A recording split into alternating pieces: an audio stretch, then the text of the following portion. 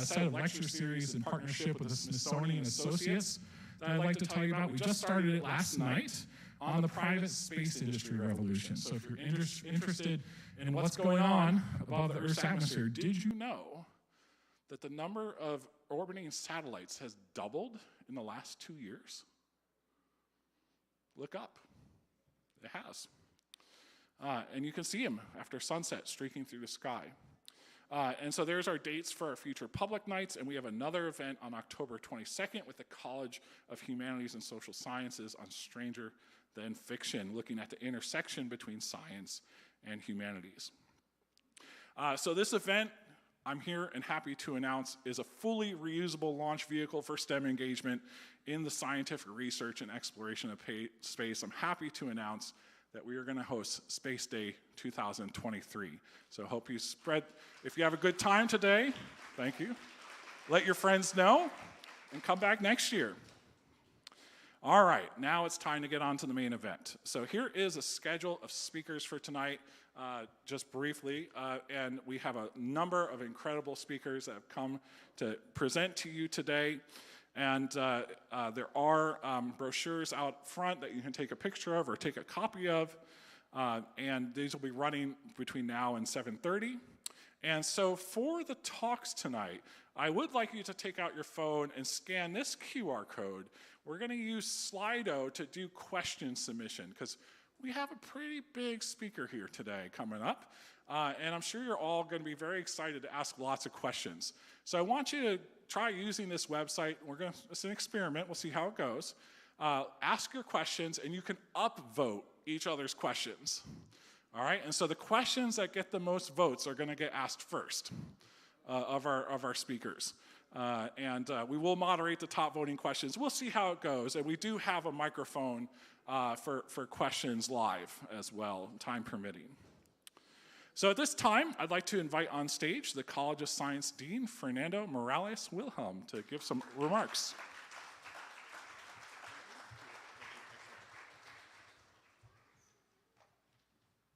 Thank you, Peter.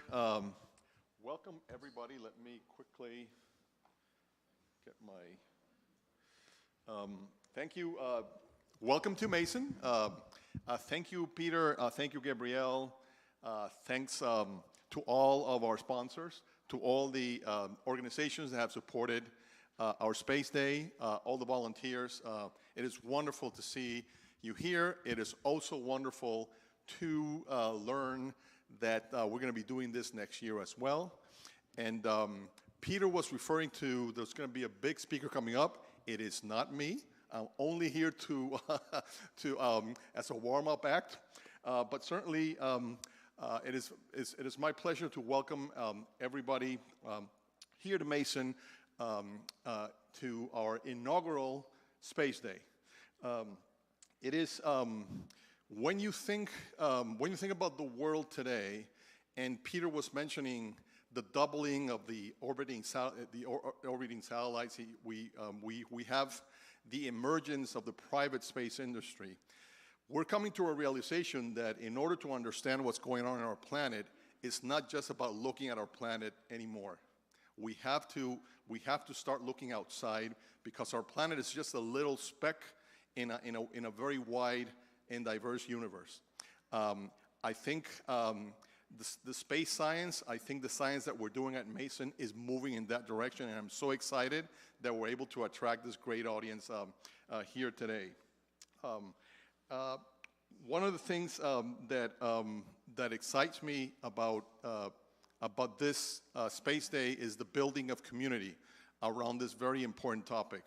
I very much look forward to seeing many more of you, not only today, but as Peter mentioned, we have our public days here at our observatory, where the telescope, I have been there, and you know, I'm the kid of the 60s and 70s. You know, I grew up, you know, watching Star Trek and then Star Wars. I mean, I've always been fascinated with space issues.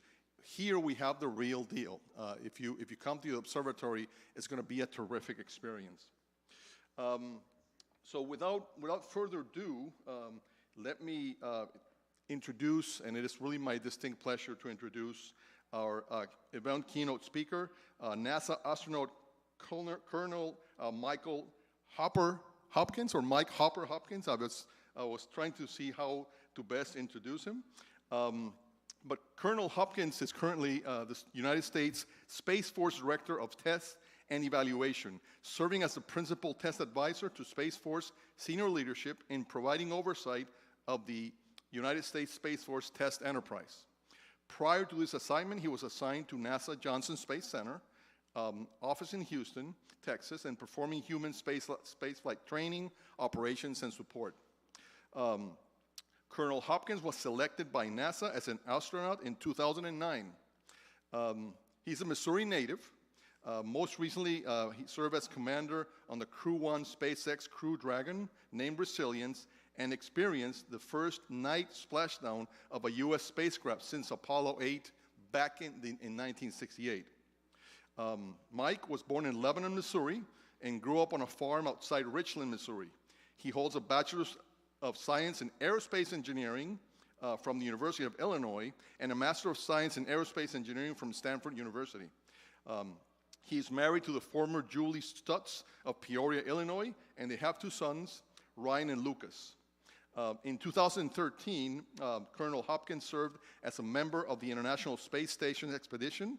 Combined with his most recent Crew 1 mission, Colonel Hopkins has spent 333 days in space and conducted 5 spacewalks, totaling more than 32 hours outside the International Space Station. Colonel Hopkins, welcome to Mason and welcome to Space Day.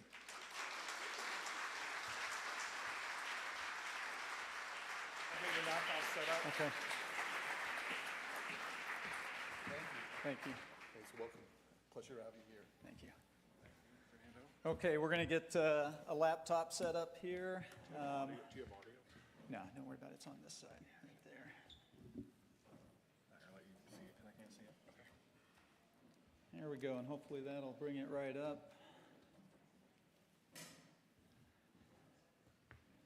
And one of the technicians can probably help us out here. Okay. Have you guys ever been afraid? Right? The fear for your life type afraid, where you think something really, really bad is going to happen. Well, that's a question we often get asked as astronauts, right? When we launch into space, we're sitting on top of hundreds of thousands of pounds of explosives, and they're going to accelerate us up to 17,000 miles an hour. So it's a fairly common question for us if you are afraid. And guess what? The answer is yes. We are at times. And so I'm going to describe a couple of events that have happened in my career with NASA where there was some fear. Now, I like to talk about fear in a couple of different ways. There's that fear, that fight or flight type fear, right? Where, like, for example, I'm very scared of snakes. So if there was a snake crawling across the stage right now, I'd be the first one out the door. That is one kind of fear. The other kind of fear I like to talk about is that anxiety type fear, right? When you're worried about something.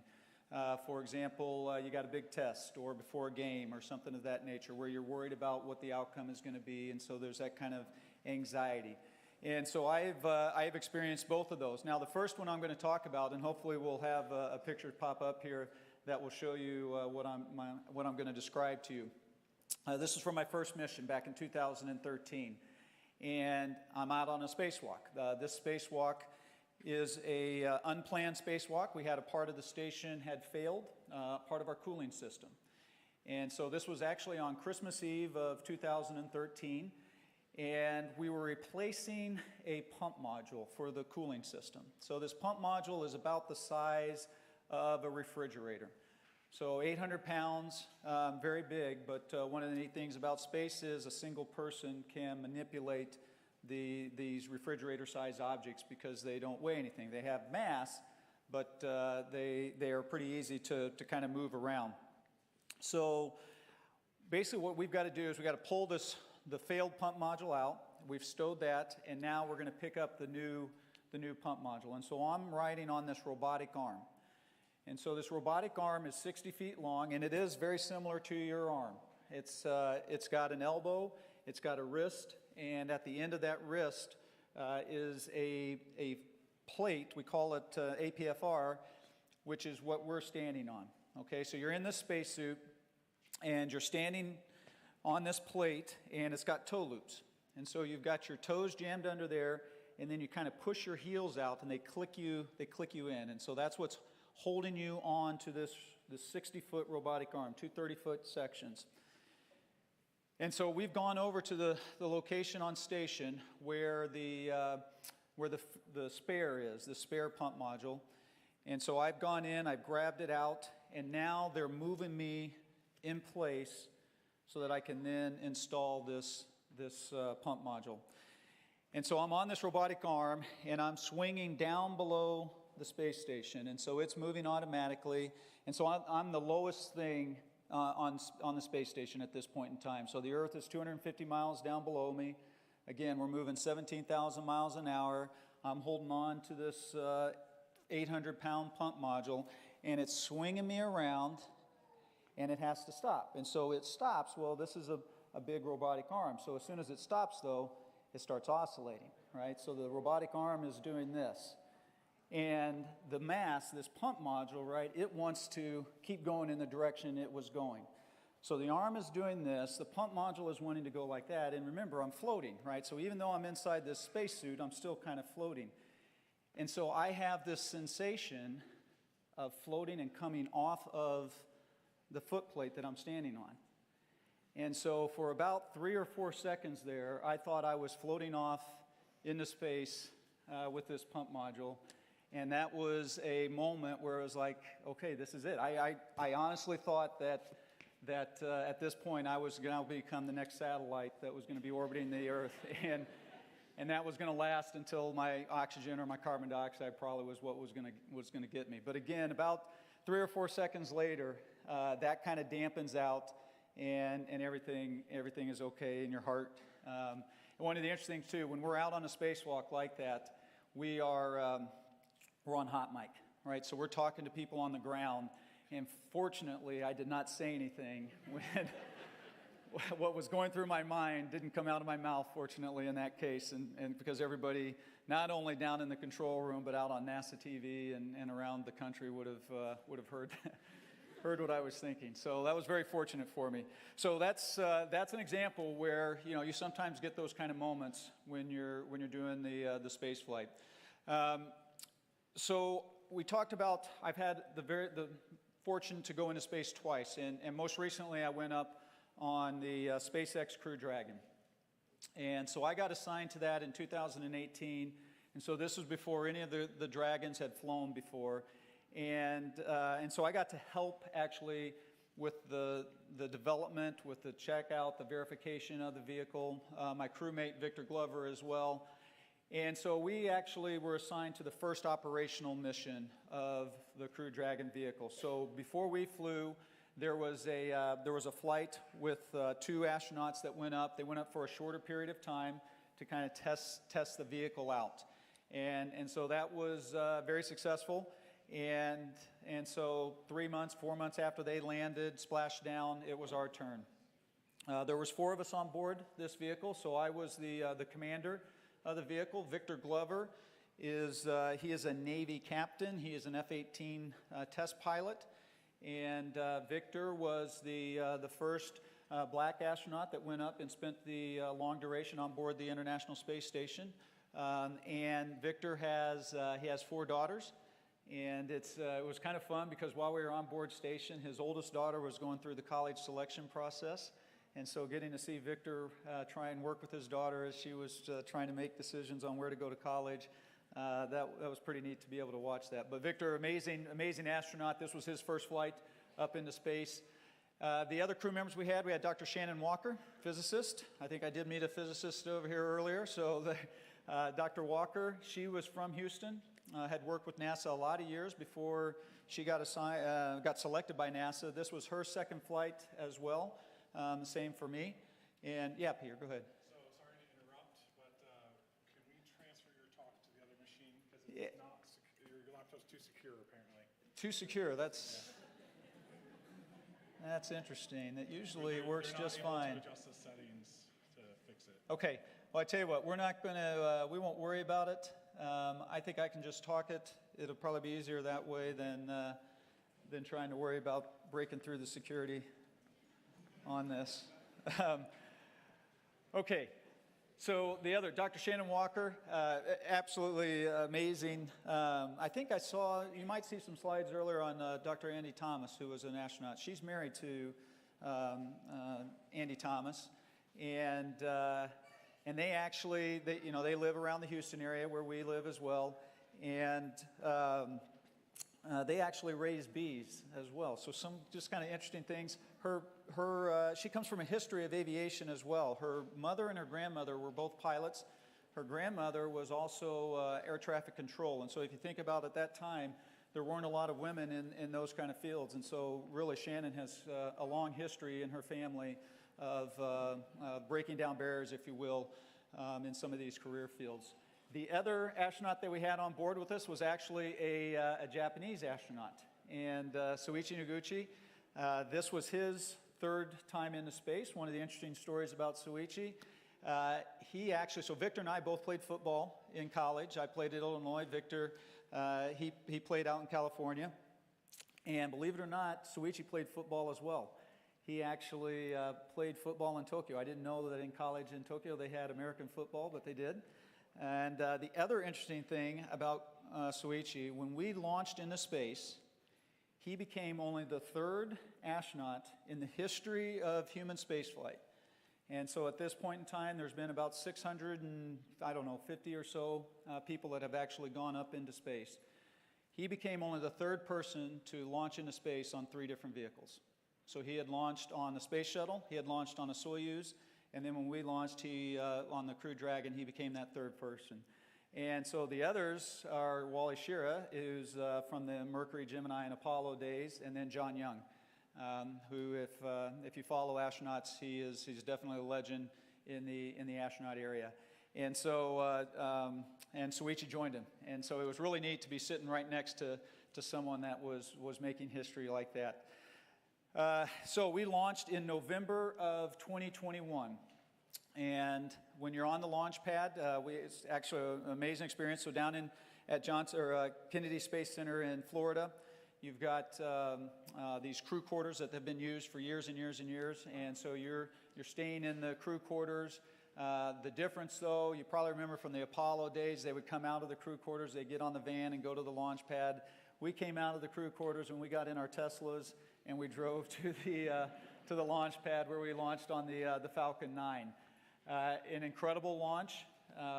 It takes about 9 minutes or so from the time they light the rocket to you being up in space going 17,000 miles an hour. As you're going uphill, you eventually get up to about 4.5 Gs that are pushing down on your chest. And so a very exciting moment. If I had the video, you'd see some of the highlights from when we first got up into space, and then the time afterwards. While we were up there, I mentioned that this was Victor's first flight, and so the rest of us, this was our second, or in Soichi's case, third flight. So when you show up to NASA as a candidate astronaut, you go into a 2-year training program. And at the end of that training program, you graduate and you get a silver astronaut pin. And basically, you are now eligible for assignment. And when you cross the 100-kilometer mark, all right, that's where we define space. So when you cross that 100-kilometer mark, you are now a flown astronaut, and you get a gold astronaut pin. And so one of the first events we did after we gotten into orbit, we actually had a press where we had the video going, and we got to give Victor his gold astronaut pin right after we had gotten into orbit. So basically a day later, 24 hours later, we joined up with the International Space Station, and at that point we joined a crew that was already there, Soyuz crew. So there was an American up there, Dr. Kate Rubins, and 2 Russians that were on board, cosmonauts, Sergei 1 and Sergei 2. That's how we refer to them. And then the 4 of us joined them, and we became a crew of 7 on board the International Space Station. So that's basically how we rotate crews on board. You've got a Soyuz that'll bring 3 people up. We've got these commercial crew vehicles now with SpaceX and eventually Boeing that are bringing 4 people up. So you've got the Soyuz on board. You come up and join them. You're going to spend 6 months on station. They've been there for about 2 or 3 months by the time you show up. And so after you've been there for 3 or 4 months, they go home, a new Soyuz comes up, and then it's time for you to go home, a new commercial vehicle comes up, and so we just kind of keep leapfrogging vehicles up there. And so with that in mind, for all of the younger people in the audience, you have probably never known a time when there hasn't been an astronaut going around the Earth, orbiting the Earth. Because we've had this space station has been permanently crewed since 2001. And so I'm guessing there's some birth years in here that are much more recent than that, which is pretty amazing when you think about it, that we've got people that have been living in space for that amount of time. Very, very exciting. What do we do on board the International Space Station? So the International Space Station is about science. It is a national laboratory orbiting the Earth, and that is our primary responsibility while we're up there. And so that science covers a lot of different areas. A lot of the science is physical type science. A lot of the science is actually kind of engineering type things, right? We're trying to figure out how things work up there when you start putting these big modules together and things of that nature. And then there's a lot of science that's on us, right? Because someday we want to send one of you to Mars. And that means you're going to be gone for about 2 to 3 years, somewhere in there, right? You're going to spend 6 to 9 months to get there. You're going to spend probably a year on board or on the surface of Mars, and then you're going to spend 6 to 9 months to come back. And so we need to understand what is going to happen to the human body during that time period, particularly the amount of time that you're going to spend in that microgravity environment. What are some of the things that happen to us when we're in the microgravity environment? We actually grow a little bit. Right now you got gravity pushing down on you, and so your spine is compressed a little bit. When you get into space, in the microgravity environment, you're no longer in that, and so your spine actually expands a little bit. I get a couple inches taller, up to a couple inches taller while I'm in space. It doesn't stick, unfortunately. And in fact, that's one of the things when you come home that can be a little bit painful. There's quite a few astronauts after you return back to Earth that'll have some back pain because of just everything getting scrunched back down. Some of the other things that your heart's going to change while you're up there. They actually can get smaller while you're in space because the heart doesn't have to work as hard. It's not having to pump blood all the way up from your toes to your head. And so that's one of the things we're always worried about when somebody first gets back down to Earth. You'll always notice there's people around the astronauts that are standing right there. And the reason for that is that if we stand up all of a sudden, your heart might not keep up. You might not get enough blood to your brain and you could pass out. And so they always want to make sure for your safety, there's always people that are standing around you when you first get back. The other thing that can happen while you're in space, when you're in that microgravity environment, you can lose up to 2.5% of your bone density in a month. So now picture that 3-year mission to Mars, right? So if we don't counter that, you could have some very serious impacts to that, particularly when you come back to Earth. And so one of the main ways we counter that in space is with exercise.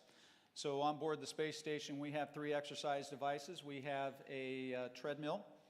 And so you wear like a backpacking type harness with some bungees, and that's connecting you down to the treadmill. And so you run that way. You can change by how many links you put in there. You can increase or decrease the load that it's pulling you down.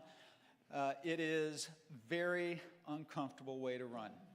So, I like to try and get mine up to my body weight, right? And so I'm at that 185, 90-ish pounds. And so when you're carrying that kind of load on your shoulders and your hips and trying to run for a half an hour, 45 minutes, that can get pretty painful.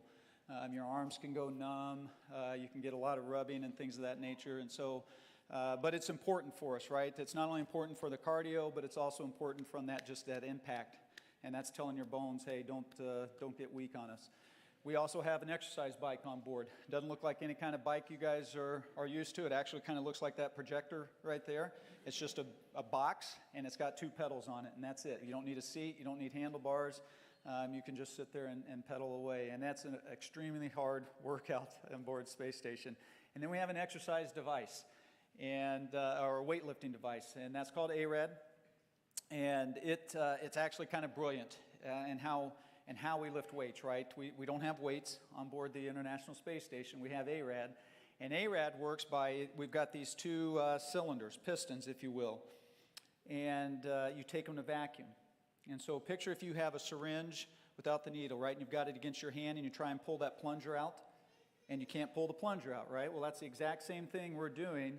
We've got these 2 big pistons. we take them to vacuum, and then you've got rods that are connecting it to a weight bar, and just by changing the length of the momentum arm, we're able to change how much we're lifting, and so we can lift from 20 pounds up to 600 pounds on board. So we're able to do deadlifts, squats, all of those types of lifts that are going to help stress your bones, particularly in your hip area. This is one of those areas that we're particularly concerned about. You can have a lot of loss there. And so we do a lot of exercise on board the station. Now, we work a lot up there. A typical day, you're up, I usually get up about 5 in the morning. I would exercise about 7:30. We would have a conference with the ground teams. And that usually would last about 15 minutes or so, and then you start your work day. About 7:30 at night, you do the same thing. You have a conference with the ground teams. And then after that, that's when you're eating dinner. So usually around 8 o'clock each night, we're having dinner. And so after that, you then have an opportunity to catch up on emails, phone, call your family, your friends, things of that nature. And then about 10:30, 11 o'clock, going to bed. And the next day, you're waking up and doing it all over again. So it's a pretty grueling schedule. That's Monday through Friday. Saturday is supposedly a day off, but that's our cleaning day. Station gets very messy. So it's something that you don't realize. So for example, and I had talked to someone earlier, and I said, wait until you hear my talk, because then you might decide whether you want to go into space or not. So think about the bottom of your feet. It's kind of a weird thing to say, right? Think about the bottom of your feet, right? You got these calluses on the bottom of your feet that over the years, right, have gotten pretty thick and pretty hard, right? Well, when you get up into space, you're no longer walking around. So you don't need the calluses, right? And so eventually they just start flaking away. And so after about, I would say the first month, when you pull off your sock at night, there is a cloud of skin that is now floating, right? Because it doesn't just fall to the ground. It is floating all around you, a cloud of skin from your skin. And so where's that going to go, right? It's floating around you. Well, you've got these air systems on board, the environmental system, and it eventually goes to filters. And then we're vacuuming all these filters on the weekend to get rid of that kind of stuff. So, and this is going to sound strange, right? Everything we do up there, there's a procedure for it. There is, it's part of an experiment. There is nothing that we're doing up there that somebody is not tracking it. To include, we have to send our vacuum bags, once they're full, we have to tape them up and send them back down so that they can analyze the stuff we vacuum up. But again, now when you think about it, though, that's going to be important when one of you is going to Mars someday, right? Because you want to know what is in the air, right? You want to know the risks that you might have if there's anything that could cause long-term problems. And so those are the kind of things that you don't really think about on a day-to-day basis that we worry about on board the International Space Station. We do have some free time on board, though. And I really wish I could show you some of the pictures that you get from the International Space Station. 250 miles up, it's just stunning.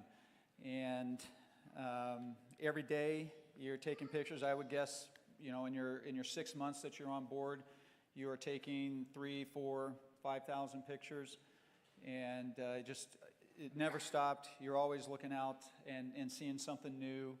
And having to take a picture of it, and so pretty incredible experience to get to look down at the Earth and see it in the way that we get to. So definitely an amazing experience there. Some of the other things that you do, I mentioned that you can call home.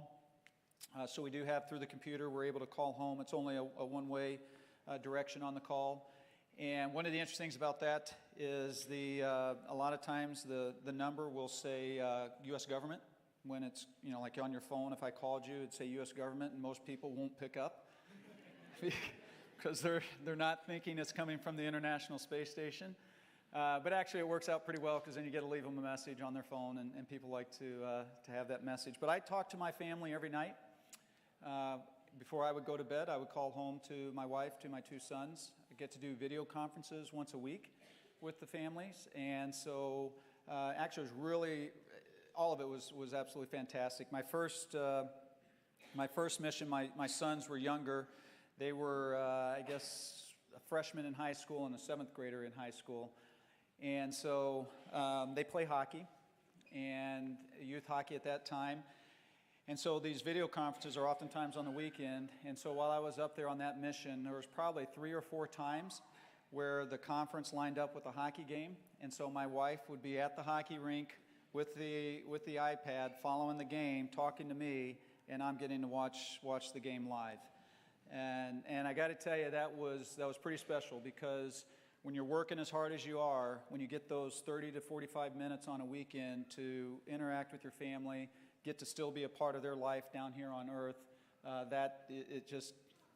can't tell you how important that is. And that's what helps you get through the rest of the week, is just knowing everything on Earth is good, and you get those little moments like that. Definitely very special.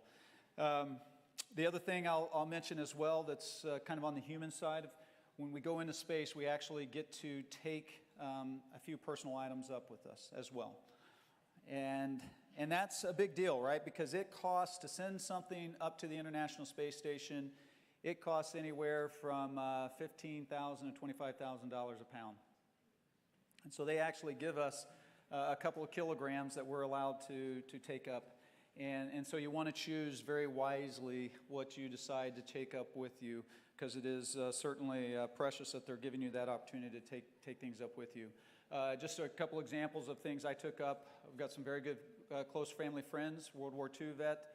He was a Marine in the Pacific Theater and wounded on both Peleliu and Okinawa, and I took one of his Purple Hearts up and was able to give that. That was on my first mission, and I was able to give that back to him after I got back, and so it was pretty special. He's since passed away, but being able to share that with him and his family was fantastic. Another item that I took up, and this one's pretty special as well. My father, I was selected in 2009, you heard. My father, he passed away in 2008. He was a Marine as well, flew A4s back in the early 60s. And so on that first mission, I took his logbook up with me. And so I was able to record my mission on board the International Space Station in his logbook.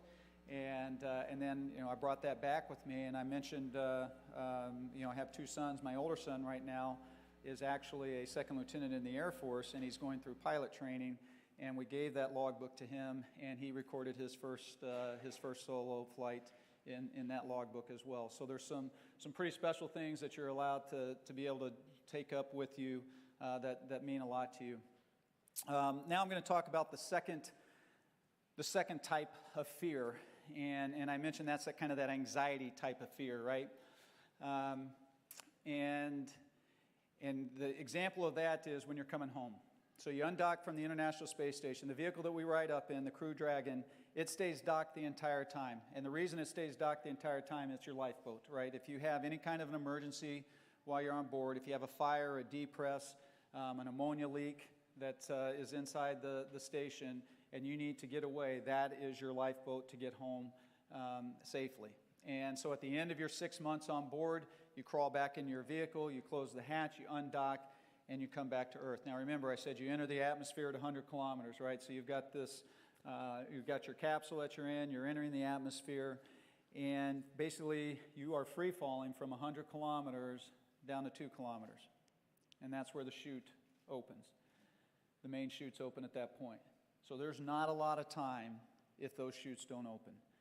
And so that is definitely a moment where there's a little bit of anxiety, right? Where you're sitting there and you're monitoring your altitude, you're monitoring your G's, you're monitoring all of the conditions, and you are hoping and praying that green light comes on that says your chute's deployed. And so that can be a pretty tense moment, because in our vehicles on the Crew Dragon side, for example, there's no backup, right? So either there's a backup in trying to deploy it manually, because it's supposed to do it automatically, but if it doesn't come out, you got about 30 seconds, 45 seconds left before you're going to hit the water. So that is definitely a anxiety type fear that you can also have, and people deal with it in different ways, and we'll talk a little bit later after we have some questions about how I deal with that fear. So at this point, what I'd like to do is just answer any of your questions that you may have, and there is nothing that's off the table. If you want to ask about what I do in the Space Force, if you want to ask anything about life up on board the International Space Station, our new mission, right? We're trying to get back to the moon so that we can then go on to Mars, and that's through the Artemis mission. If you have any questions at all on any of those topics, I am happy to answer that. And like I said, there's nothing off limits. So if somebody wants to ask about the toilet, I'm happy to answer. I'm happy to answer the questions about the toilet. So, do we have anything online, or are we going to go with just some live testing? Yeah, we've got a ton of questions. Okay. But I have a question for you. We found a 3-minute video about you and the Crew 1 commander. No. Do you want to show that video? Well, I Okay. guess you All right, can. let's switch over to my laptop. Okay. All right. I don't. This is just the top search result on YouTube, so we're totally winging it here. I don't know if this is going to be good or not. It looks like it's a bit about you.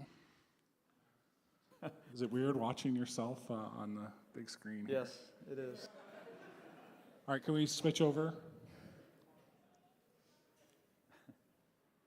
So we do a lot of public appearance events. That is part of our job as astronauts as well while we're switching over. After you land, you go into a 6-month post-flight period. The first couple of months you spend in a lot of rehab, a lot of debriefs, a lot of medical experiments. All of those experiments, when you first get back, they want to get as much data as they can off of you before you readapt to the 1G environment. And so you spend a lot. I've spent I don't know how many hours inside an MRI machine, and they're, those are the kind of things where I have no idea what they're looking for. A lot of times it's the super smart brains, people, investigators that are, and we're just the guinea pigs in a lot of that kind of stuff. So a lot of time doing that in the first couple months, but then afterwards, when that next 4 months, so our post-flight is usually about 6 months, that next 4 months is you're just hitting the road and you're sharing the story and you're telling people about your mission, you're telling people what it's like to live in space, so a little bit like what we're doing here tonight. We also actually end up going, we usually spend a week at headquarters here in Washington, D.C., and we end up spending a day over at Congress.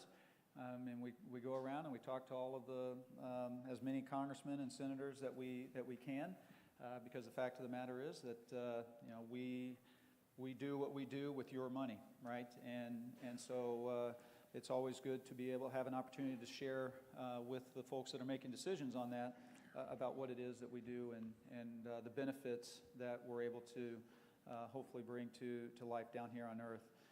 I mentioned the science as well. The science actually, it's about 50-50. 50% of the science that we do on board station is meant for figuring out the things that are going to be important for us to go to Mars, right? So exploration, that's what it's focused on. The other 50%, though, is spent about how do we improve life down here on Earth. And so if you think about some of the things I mentioned, the issues that we have, like with bone density loss, right?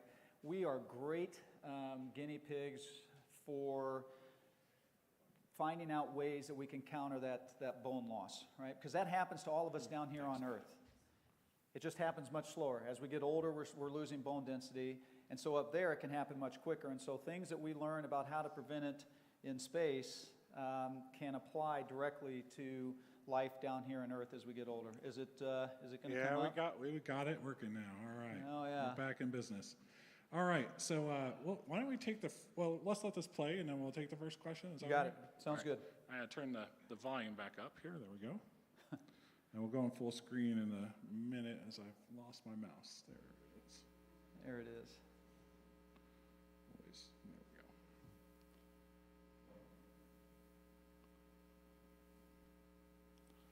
Do we have audio? So this is one of the traditions when you launch out the bike door, you actually get to sign the door that you stayed in the door. Sitting on the launch pad is definitely a moment that you're always thinking about, right? That's one of the more critical phases of the flight, as you can imagine. You're very focused in, right? It can be a very emotional time. You're kind of pinching yourself because it's hard to believe that you're finally there. Born in Lebanon, Missouri, he is an Air Force colonel and a flight test engineer. He was selected as an astronaut in 2009. He spent 166 days on the International Space Station, introducing NASA astronaut Mike Hopkins.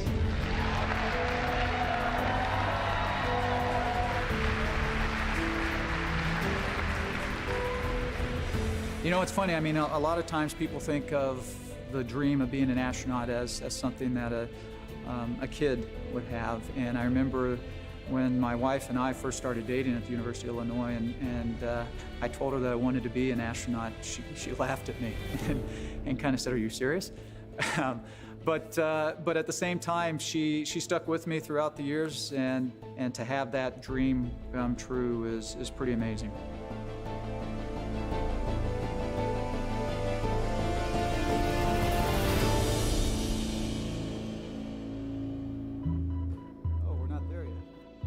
My role on the Crew Dragon itself, as part of Crew 1, is the commander of the vehicle.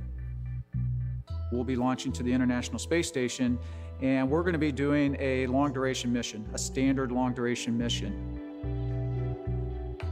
One of the nice things about being on board the International Space Station is you have a lot of connectivity, believe it or not, with your family. And so I was able to call just about every day. My family means everything to me. It is the most important part of my life. My wife Julie, my son Ryan, my son Lucas, they are just such a huge part of this whole endeavor. You know, without family, it just wouldn't be as meaningful. The partnership that we have right now with SpaceX, it's pretty powerful. They bring a lot to the table. NASA brings a lot to the table. We've got a ton of experience in human spaceflight. When you're out there on a day-to-day basis and you're interacting with their engineers, and you're interacting with their trainers, and you're interacting with the people that are actually building the rockets and building the capsule itself, you really get to establish the relationships, the personal relationships. It's not just about the astronauts that are on board, but it's about the entire team at NASA and SpaceX that it's taken to launch this Crew 1 vehicle, and we couldn't do our job without them.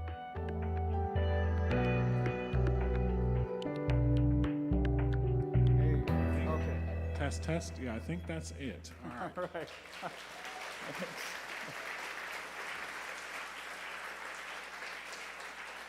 All right, so while I'm fiddling over here, I'm going to give you the first question. The little red light is on. So the number one question with 16 votes, Slido, upvotes. How realistic are the fears of encroaching space debris causing issues for future launches? Okay, so fears about space debris, and I'm not just saying on launches, right? It could certainly have an impact on launch. It did have an impact on Crew 2, so the folks that came up after us that took our place on board, they were, during their rendezvous, they had about a 1 day, 1.5 day rendezvous with the space station as well. They had just gone to sleep, and they had a warning from the ground that came up that said, hey, we've got some debris that's we think is going to get close to you. And so they made them get into their suits, get strapped in the event that they would actually have a strike and have a depressurization type event. So it is a big deal for us. If you were tracking, I guess maybe it's been a year ago or so, when the Russians tested an anti-satellite and they created a ton of debris. And what ended up happening there was that impacted the International Space Station. And in fact, our crews had to go what we call a shelter in place. And so that's where, again, they had to crawl inside their vehicle. So the SpaceX crew was in the Crew Dragon, the Soyuz crew was in the Soyuz. They basically have to shut all the hatches on board station, and they wait. And they wait until the all clear is given, because if they had a catastrophic strike that caused a rapid depressurization, they need to be ready to get away as quickly as they can. When we're not doing that, or when we are doing that, we are not doing the science. We are not doing the things that we're up there for. And so that impact was, I think that was like probably a couple-day hit to life on board the International Space Station. When we do science, I mentioned that part of it is for life down here on Earth, part of it is for exploration. The science comes from all over, right? It comes from universities, it comes from other government organizations, from private companies. If you have a science experiment that's going to need astronaut time, you're going to get charged about $100,000 to $125,000 for an hour of an astronaut's time. And so now you think about... We didn't pay for that, though, here today. I don't get it, no. Yeah. When we're on, well, there's another story from there, too. So when you think about 2 days lost with 7 astronauts on board the International Space Station because of an irresponsible anti-satellite test. That's a big deal. And so debris is a big deal for us. Just the number of orbiting satellites that are up there now is something that is impacting us. But it's impacting everybody that's in the space business as well. So it definitely is an issue. Now, you talk about, I certainly don't get paid the $125,000 an hour. In fact, what you get when you are on board the International Space Station, you get incidentals. So if you're a part of the government and you travel, you get what's called per diem, and in that per diem, they'll pay for your lodging, they'll pay for, you get a certain amount for food, and then there's this little bit that's incidentals, right? And so typically, if someone was coming on a TDY here, TDY, it's a temporary duty, if someone was coming on a duty here to the DC area, they're going to get, you can have your hotel room is probably going to be upwards of a couple $100, that kind of thing a night. You're going to get probably $60 to $80 a day for food, and the incidentals is about, I think it's like $2.50 a day. And so when you're on board the International Space Station, because food's provided, lodging's provided, you get about $2.50 extra a day for being gone. That's wonderful. Yeah. It's good to know. So you don't do it for the pay. That is definitely. So just to make a quick announcement, for those of you that came in after the talk started and didn't get a chance to scan the QR code to ask questions, we do have a mic up here in the middle, so you're welcome to come up and ask a live question. So we'll intermix the live questions with the questions that people have submitted on Slido. So the next question, with 10 upvotes, describe your experience as commander on the Crew 1, SpaceX's inaugural crewed mission. Was it the Tesla of spacecraft? Yeah, so there's really 2 parts to that question, right? What was it like launching on a vehicle that had been built in the early 2000s, right? Versus the Soyuz, which I launched on earlier, that was originally designed back in the 60s, and it is definitely like that, right? It is like your Android or your iPhone type of interaction with the vehicle, which is definitely different than it is in the Soyuz. And so we actually have touch screens that we use. It's actually pretty amazing, right? Because you think about with your suits on and your gloves on, and yet we're able to utilize the 3 screens. So you probably saw in that video a couple of the shots of us in the vehicle practicing, and we do have 3 screens. And what's neat about it in this case with the touchscreens is you're able, basically each crew kind of gets to go in and they customize as they're going through the different phases of flight. The crews are going to be able to do things the way works for them. Whereas on the Soyuz, it's a lot more of push button type interaction with it. And so you're a little more restricted in the options that you have. And so that was certainly the other thing that I would say is for me personally, the Soyuz is a little bit smaller vehicle in terms of where you're sitting, and so there you're sitting with basically your knees are up in your chest, and you've got these knee straps on as well that hold everything around, so you can't really move that much. You don't want to move that much, particularly during the launch and the landing phases, but it's very uncomfortable. You crawl into the vehicle about 2.5 hours prior to your launch. You get strapped in, you go through leak checks, and then you're sitting there waiting, and your back's hurting, your knees are aching, and so it can be pretty challenging. So I found the Crew Dragon vehicle to be a little bit more comfortable as well. Now, the other part of the question was, as the commander, I tell you, it couldn't have been, we just had an amazing, amazing crew. And have a lot of you seen The Martian? Yeah, so Mark Watney, right? So we were in a sim, we were in a docking sim, and we were about 20 meters away from docking to the International Space Station, and that's where we go into a hold. And so we're holding 20 meters away, and our video fails, right? So we can't see our docking target. But the Crew Dragon is actually an automatic docking, right? But we back it up, right? So we can take control manually at any point if it doesn't look like we're going where we need to go, but our video is gone. And so ground calls up, because we're in a fairly stable point here, 20 meters out, so we can hold here for a little bit. So they say, hey, we're going to hold, we're going to talk about it on the ground, what our options are. And so then it kind of goes radio silent, and so we're talking as a crew, and I said to the crew, here's what we're going to do. We're going to Mark Watney this, and we're going to look at the first problem, and we're going to tackle the first problem. And it was absolutely amazing. I said that, and then Shannon said, oh, we need to consider this then if we have to do an emergency undock right away. And then Victor said, oh, if we do that, then we got to worry about this. And then Soichi came in, and it was just amazing to see the crew come together in that fashion. And we made a call down to the ground then and said, hey, this is what we're thinking. Have you guys been considering this? And they were like, oh no, we hadn't thought about that yet. And so then they were able to, with our input and what they had been thinking about, we were able to go in and dock, and we had a plan if things had gone bad. And so one of the great things about being the Crew 1 commander there was the people that you're getting to work with, not only the ones sitting to your right and to your left, but the people on the ground. And when you're a part of that kind of a team, it makes being the commander easy. Amazing. Oh, wow. I can't believe I'm sharing the stage with an astronaut right now. All right, the next most upvoted question. When and why did you choose to join the U.S. Space Force? Yeah, okay. When and why? So obviously the Space Force is pretty young, right? We're a couple years old, and so I've spent most of my career in the Air Force. And when they stood up the Space Force in 2019, it was very intriguing to me, right? I started out my career in the Air Force out in Albuquerque, New Mexico in one of our laboratories, and we worked on space technologies. And so being an astronaut and having that as my starting point, it just kind of felt like full circle for me to join the Space Force and and kind of come back into that fold.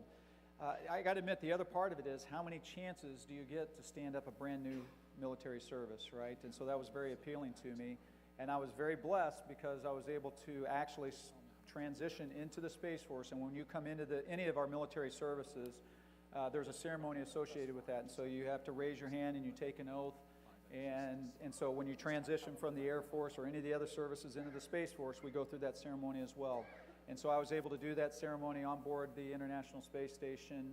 The Chief of Space Operations, so the 4-star general that's in charge of the Space Force, is the one that swore me in. My wife got to be there.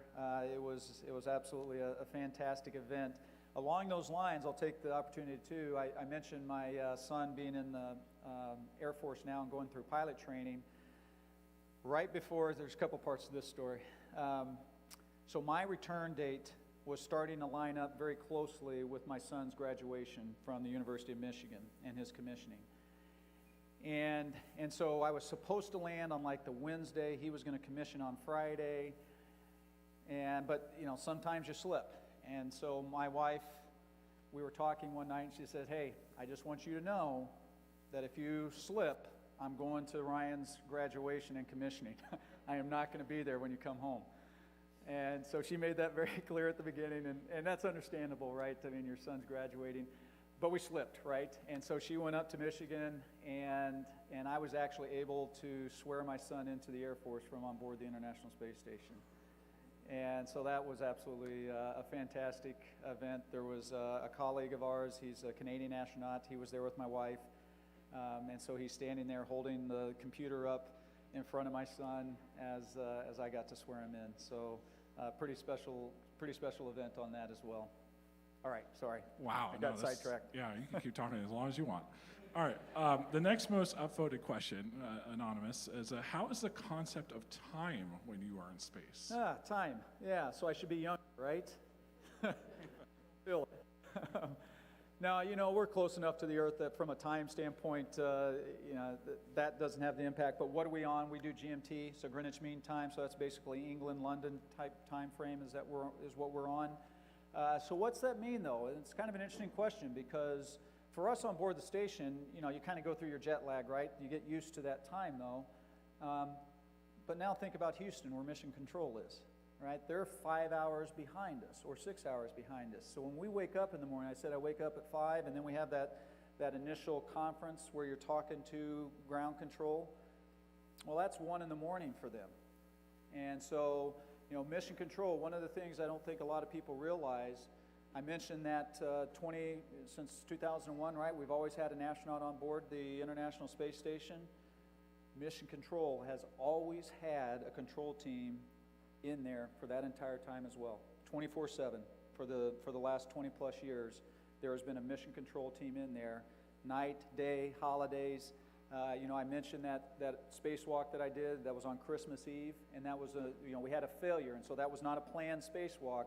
And I cannot tell you the number of people on the ground that canceled Christmas holiday so that they could plan the spacewalk and be there with us as we went through and made the repairs themselves. So the impacts on the folks on the ground are fairly significant. And I got off on a tangent. I don't remember what the original question was, but I think I sort of answered it somewhere in there. Maybe it was about the perception of time. Oh, the passing. perception of time, yeah. So we're on the green edge, but the fact that, the impacts for us aren't necessarily a big deal on a day-to-day basis, but it's a much bigger deal for the ground teams. Interesting. Yeah, great. So I'm going to combine the next two most upvoted questions, 12 and 11 votes each. So how does Space Force interact with other space groups like NASA? And relatedly, how does Space Force or NASA prioritize investments to get the best benefit for the cost? That's a big question. Okay, how do we interact?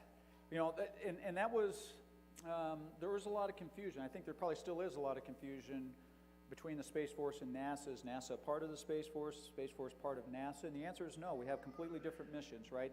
The NASA, our job is exploration, right? Our job is to not only explore the universe, but to explore Earth.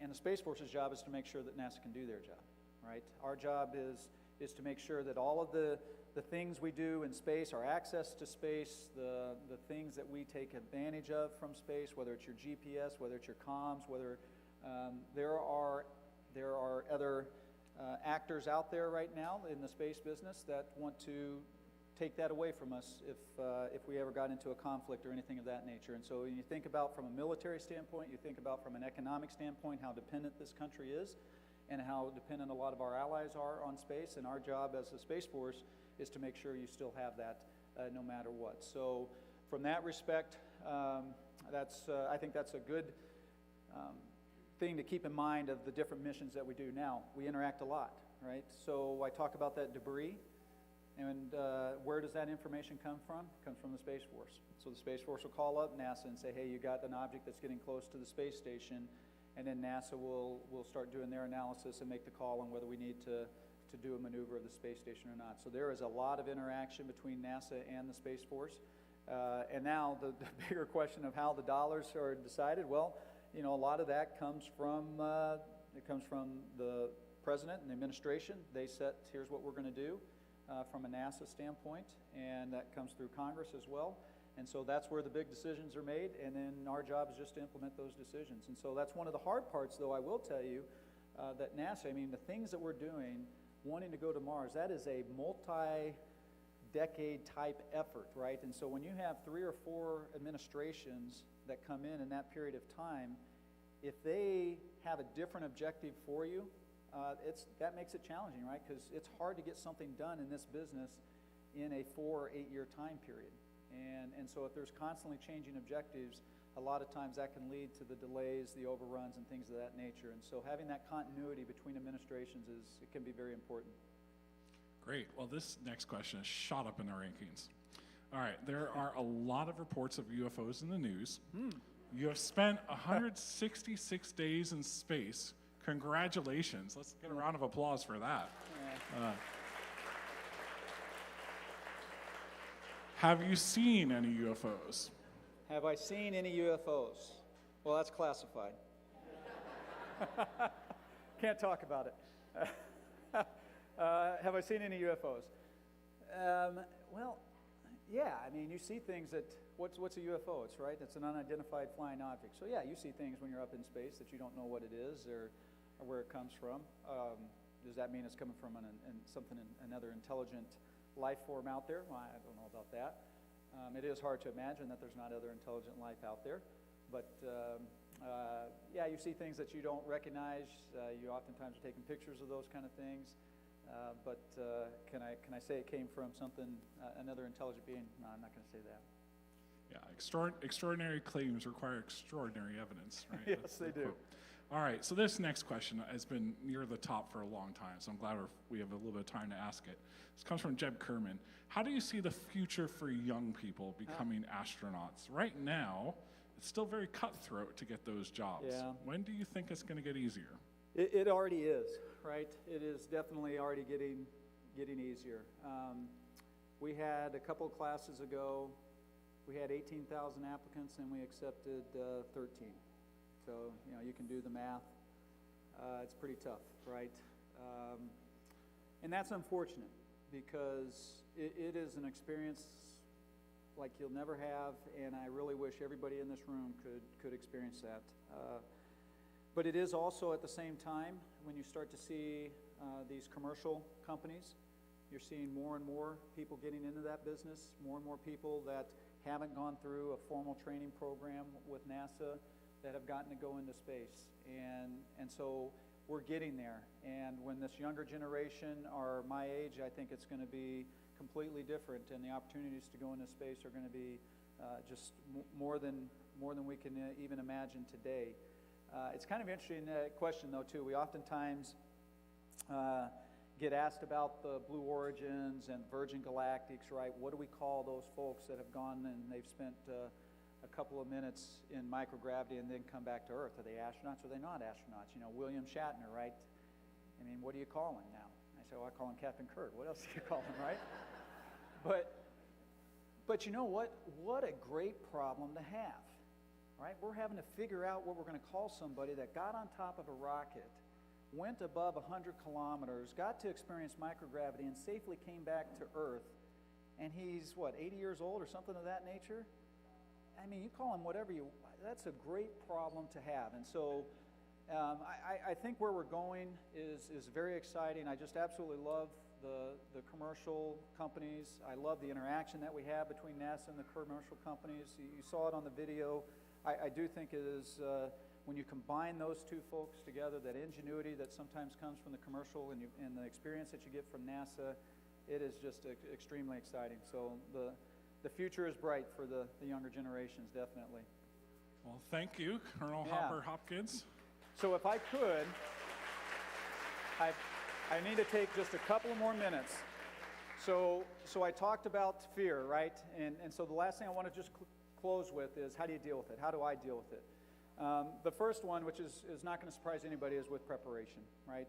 You just prepare over and over and over for these missions. And so I remember when I first got into the Soyuz, the real Soyuz, right, on the pad, getting ready to launch, and I crawled into it, and I was like, man, this looks just like the sim. And so that's the kind of training. And so when you're sitting on a rocket that's getting ready to light and explode, right, you're going through your steps, and so you're just into that operational mode. And so that's one way that you deal with the fear. The other way that I deal with it is from family, right? Knowing that my family is behind me 100%, knowing that my family is taken care of no matter what happens to me. One of the stories, another side story here that I'll have to take, and I apologize if I'm running this long. We launched in the middle of COVID, the pandemic, and my older son was at Michigan. My younger son was at University of Notre Dame. That's where he is now. And 10 days before I'm supposed to launch, he calls up my wife and says, "Mom, my roommate tested positive for COVID. I got to go into quarantine." And the next words out of his mouth is, "I'm going to miss the Clemson game." And my wife was like, "Lucas, you realize you might miss your dad's launch?" And he's like, "Oh, hadn't thought about that," right? So when we go up into space, we always have an astronaut with the families, and so and the reason for that is, one, they can explain what's going on, but then two is if something goes wrong, right? And so they're there to get your family in a safe place and provide that communication between the folks that are still working the issue and the family members. And so it's a very important role. And so knowing that your family is taken care of in those kind of moments also helps you deal with the fear. And then the last one that I'll say is in 2012, my wife is Catholic, my son's already Catholic, I was not Catholic. In 2012, I converted to Catholicism, and on both of my missions, I was able to take the Eucharist up with me. And so I received communion while I was in space, so before every spacewalk, I received communion before I went out the door, and that was one of those ways that I was able to deal with it as well, because I knew that Jesus was with me, and though I didn't need to be worried about what could or could not happen when I was out the door. So one of the great things about NASA is they don't promote any religion or anything of that nature, but they also don't prevent you from practicing yours. And so for me, faith was that other piece that allowed me to deal with those moments of fear and anxiety. So again, thank you all very much. It's great to be a part of this inaugural event, and I think it's just fantastic. Thank you. We have a gift for you. Thank you. Thank you. Appreciate it.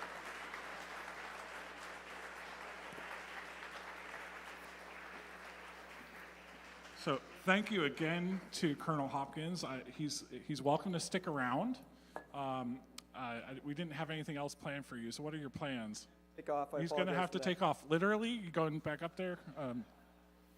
Okay, well, thank you for coming. And we gave him a gift. I'm pretty sure federal employees, civil servants are not allowed to accept gifts greater than $20 in value or something like that, so we'll take PayPal or Venmo. All right, now I'd like to invite on stage Robin McDougall, who is the CEO of the Pearl Project Institute, after she gets this photo op here, to say a few words.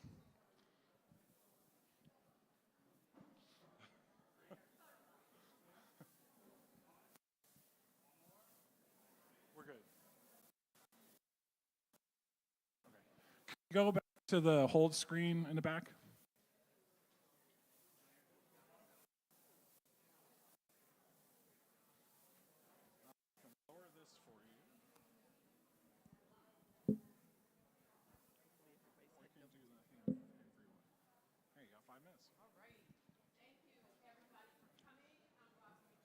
The founder, I'm Robin McDougall, and the founder of the Interstellar Dream Space Center in collaboration with George Mason's College of Science Observatory. I want to say thank you first to George Mason for kind of adopting us and saying yes. Their version of open-minded thinking, growth-minded thinking, diversity in thought is just number one with them. I want to say thank you very much.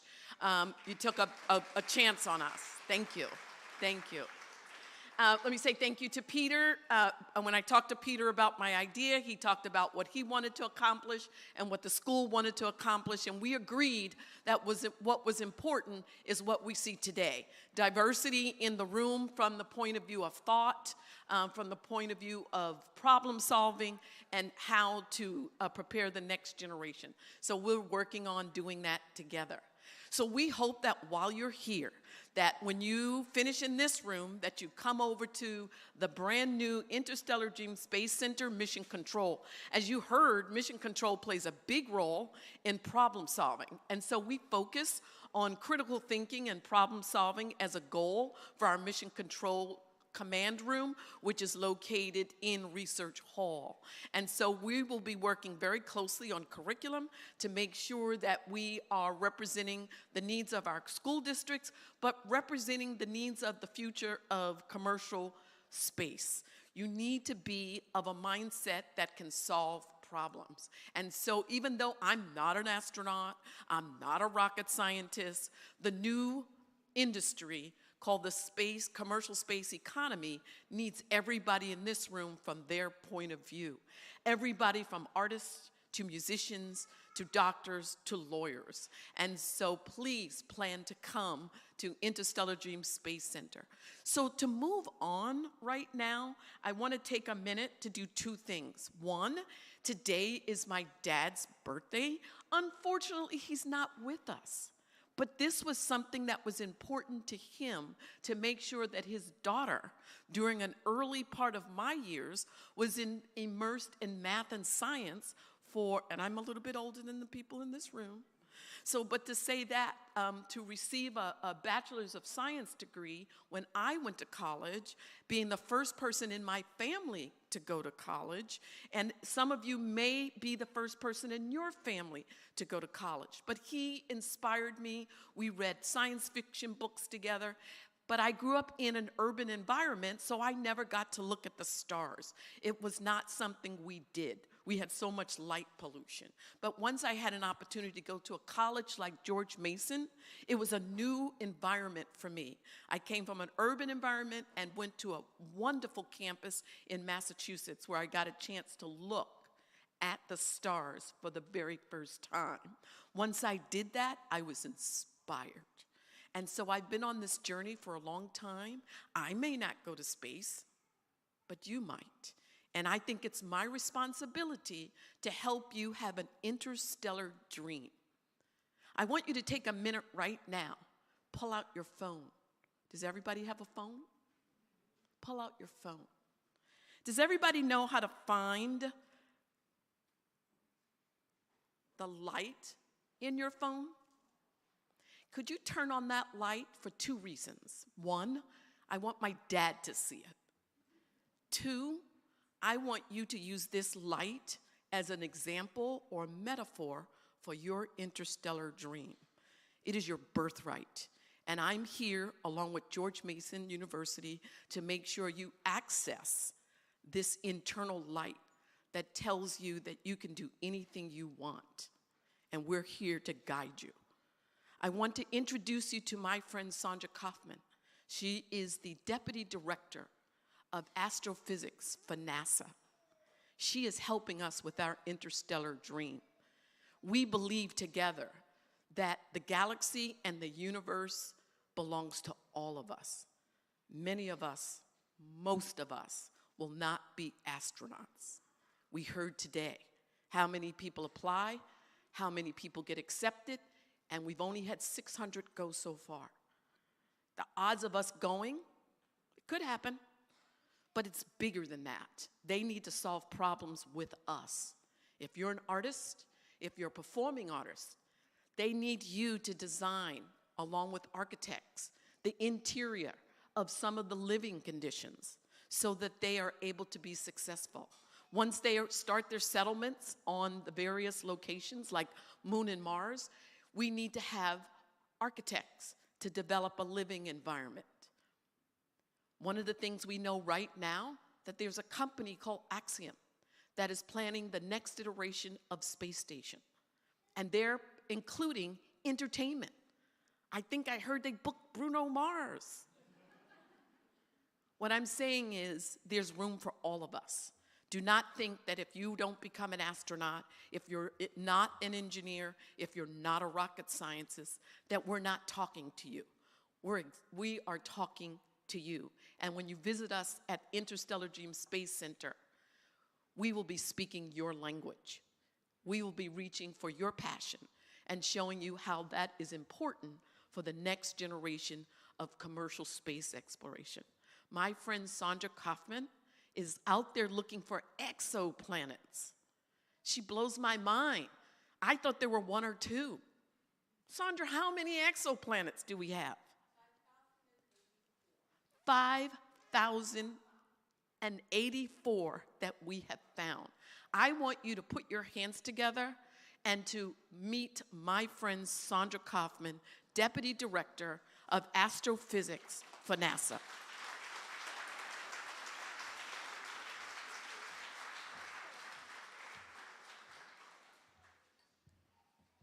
So can you hear me? Is this on? It's not on. Okay. They said the juice wasn't going. Oh, there it goes. Okay. Hopefully, Commander Hopkins didn't take all the juice. He told me it was going to be only good for 1 speaker.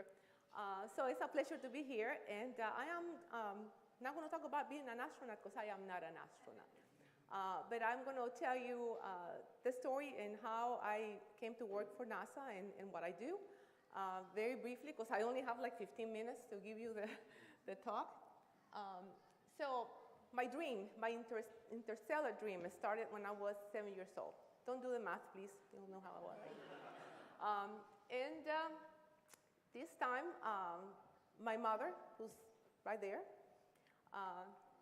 she had the foresight to take us to a neighbor's house to see this event and this little black and white TV. Of course, this image has been color digitized and everything. And of course, this is not the image of Neil Armstrong. This is an image of Buzz Aldrin from the vantage point of Neil Armstrong. So as you can see, it is beautiful, but it's not the first astronaut that set foot on the moon, and I'm going to tell you why I like this image in a minute. But as you can hear, I have an accent, right? And I wasn't born in the United States. I was born in Costa Rica from a single mother who had to work so hard to raise us and to give us food and shelter and everything. And she barely finished high school. And sometimes we don't think that we have the ability to help our kids to succeed, to do what they need to do. And my mother really, and each time I start talking about this, I want to cry, but I want to try not to.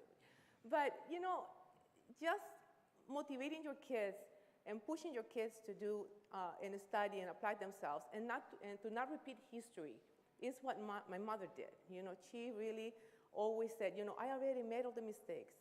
There is no reason for you to repeat history. Study, apply yourselves, and do what you want to do. So when I saw this in TV, 7 years old, I told Mom that I wanted to go to the moon.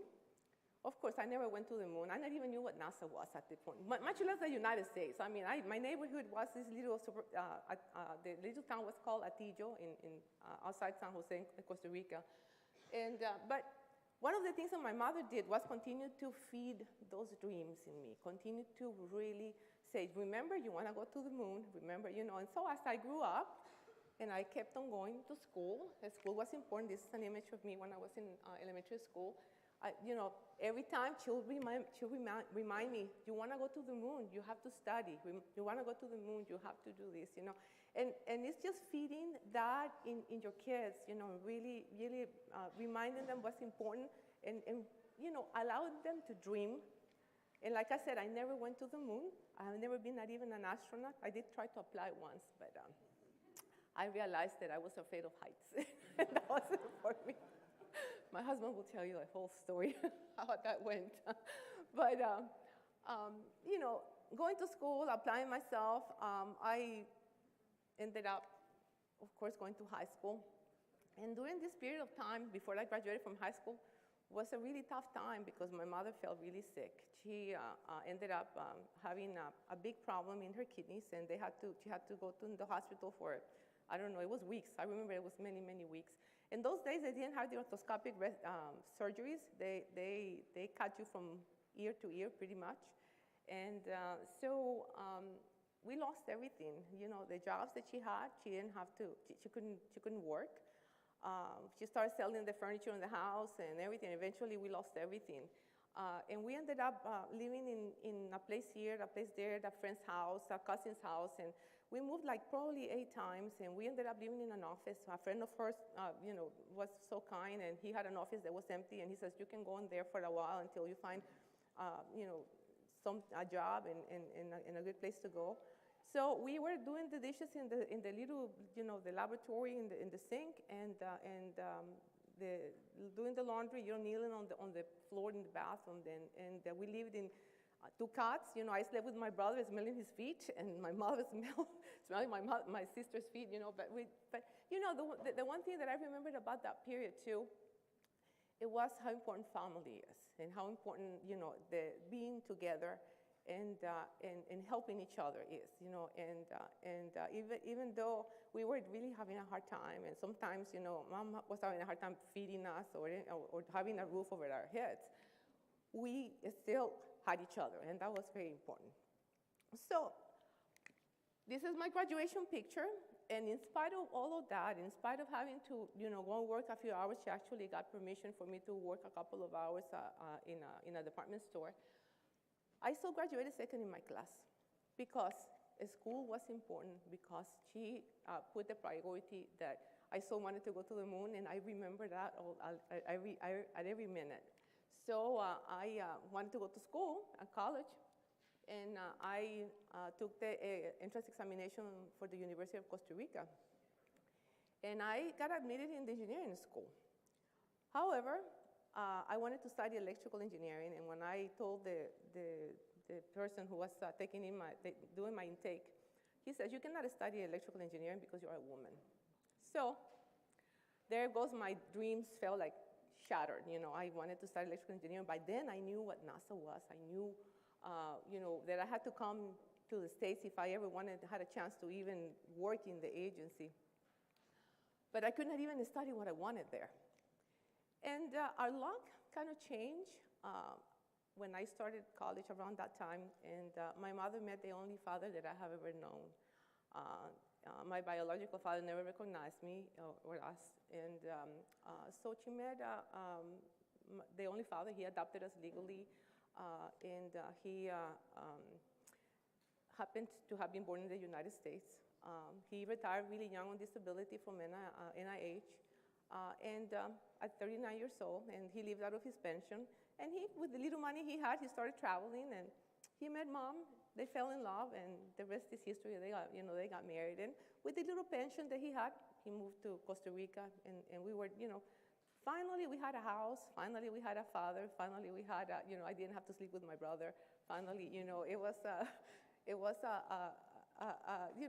big change. I didn't have to work. I was just really going to school. So I spent 3.5 years in industrial engineering, which is the engineering that they told me that I could study because it was quality control and in a factory, and I didn't have to climb on poles if I was going to be an electrical engineer, because that was the electrical engineering was like more like power engineering in Costa Rica, working for the power company. So Dad said, you can finish industrial here, or you just take your credits and I'll help you with the visa and you can go to the States. You're going to have to work and pay for college. You're going to have to, do what you need to do. But, I told him, I'm gone. Let me go to the,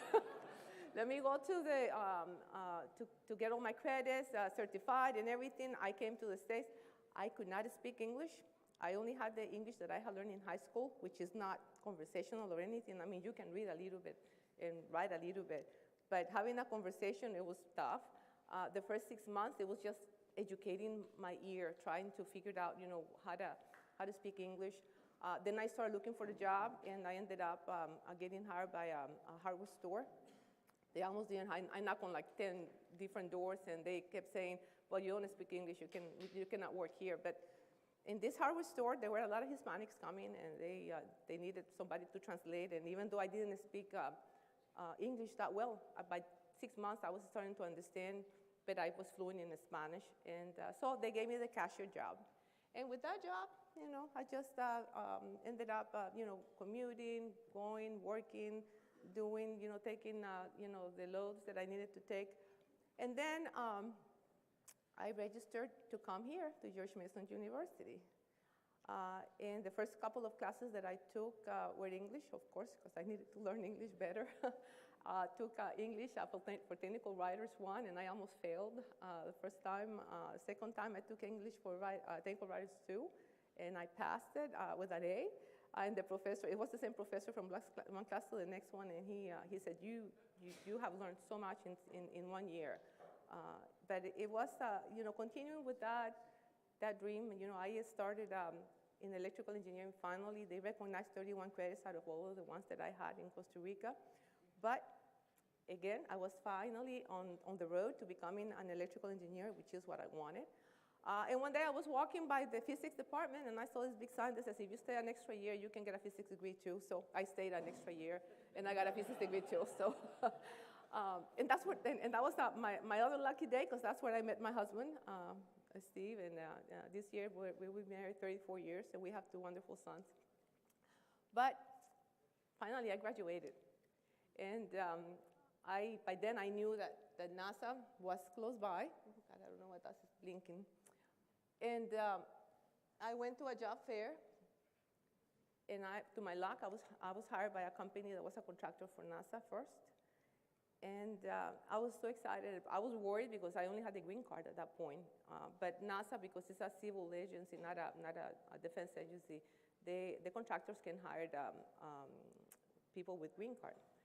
So the following year, I got my citizenship, and then I started trying to get into the agency for sure. And my day came on February 11th of 1991. So this year, I had my 31st anniversary working for NASA. I never went as high as Commander Hopkins in space. I never flew. And I was going to say, gosh, I think the slides went south in here. Somebody can put them up. There, they're coming. Anyways, NASA has a lot of centers. I don't know if you paid attention to that map. Well, Johnson is where Commander Hopkins is based and where we do mission control for the space station. But NASA is a heck of a lot more than astronauts. In fact, most of the travel that we do is in unmanned missions, in rockets. And I have spent all my career building satellites, instruments, and eventually I got promoted to project manager, then program manager. And in 2016, I decided to apply for the senior executive position in the agency. And to my luck, I actually applied to two, and they offered me the two. And I became the deputy for the Earth Science Division, and in October last year, I transferred to the Astrophysics Division. So Commander Hopkins has gone really high in the space. I have really high in the organization in the agency, so I can help to say that. So I was saying, most of the people think that NASA is all about astronauts, but in fact, it's more about, the satellites that we build and the missions that we build. And we hired all kinds of people. We even hired, we need accountants, we need lawyers, we need communications people. So if you want to work for NASA, you don't have to necessarily be an engineer or a scientist. There are other careers that we take. And I have been working my entire career as part of the Science Mission Directorate, and we try to protect and improve life on Earth, and search for life elsewhere, discover the secrets of the universe, and that's kind of what we're doing now. That we launched the James Webb Space Telescope, looking really far out there and trying to understand other worlds. We finally were able to image an exoplanet. Detect the signatures, composition, atmospheric compositions of these planets. Is just fantastic what we can do these days. This is the fleet of satellites that we have in the Science Mission Directorate. As you can see, a lot of missions. The bolded letters are the missions that we will launch in the future. The ones that are not bolded are the names of the missions that are currently flying. As you can see, we have planetary, we have heliophysics, sound observations, earth science, and of course astrophysics. I'm based on the astrophysics side of the house. And we have gone to Mars many times. I was the deputy project manager on the Maven mission Mars a while ago that launched in 2013 and got to Mars in 2014. So this is sort of like a little bit of my career highlights and all of the missions that I have worked on, and I'm not going to belabor it because I know I'm going over a little bit, but I wanted to get to this slide, and these are some of the advices that I wanted to give all of you. And this is that for the young and for the old and for everybody. It doesn't matter where you are. Your career doesn't go in a straight line. It goes through, it's like a plate of spaghetti, right? And you go from point A to point B, and sometimes you just have to go to another spaghetti and go on like I did. I went from industrial to electrical. But it doesn't matter. You still have to plan your way. You still have to have that dream that is going to pull you, that is going to allow you to figure out which spaghetti you're in, right? If you don't know which spaghetti you want to be in, then it doesn't matter. You're just going to go somewhere, and you don't know where life is going to take you. But you have to at least know where you want to go. And of course, each career that follows a logic, so understanding and reasoning that logic is the important thing. That ability to reason is more important than trying to memorize. And unfortunately, some of the things that we do in engineering or science is all these long equations and these things, and that sometimes the teachers ask us to memorize. And deriving things is probably better if we can learn how to derive the equations or even being a lawyer or even being a doctor requires reasoning, right? And so you have to figure out what that is. no learning is lost, and sometimes we feel afraid to jump into the water, but we must do it. And I told you I jumped from industrial engineering to come to a world that I didn't know, to really try to figure out, my path. But that dream was pulling me, and I really, really wanted to make that dream come true. Even though, again, I never went to the moon, I was never an astronaut. In the process of trying to follow that dream, I have gotten very far in my life, and I'm really happy where I've been and where I'm going. I'm probably going to retire in a couple of years, and I'm going to probably continue to work with Robin, Interstellar Dreams, and trying to motivate and the next generation, and hopefully, some of you will try to apply for the astronaut corps, and maybe some of you will make it, But you have to dream about it. You have to want to. You have to put forth the effort. Nobody's going to do it for you. You have to really take the initiative to do these things, and really, put forth the effort to go where you, or at least try to go where you want to go. And of course, you're going to be afraid. You heard Commander Hopkins about the fear, and you're going to feel fear, feel feared in any moment, every day, anything that you do, any new job, anything, but you just have to feel that fear and do whatever you have to do anyway. It's part of life, it's part of being human. It's okay to ask when you don't know, we are always afraid to ask questions because we feel that people are going to think we're dumb, but it's as important as it is what we know is more important what we don't know. So asking questions, finding mentors, asking people for help is very important. And if something goes wrong, don't be the victim. Just do something about it. And I like to compare that with what we do at NASA. If we had given up on the systems, and when something goes wrong, we would never launch anything, and it's the same thing, with our lives. You gotta keep on trying. You gotta keep on understanding what's wrong.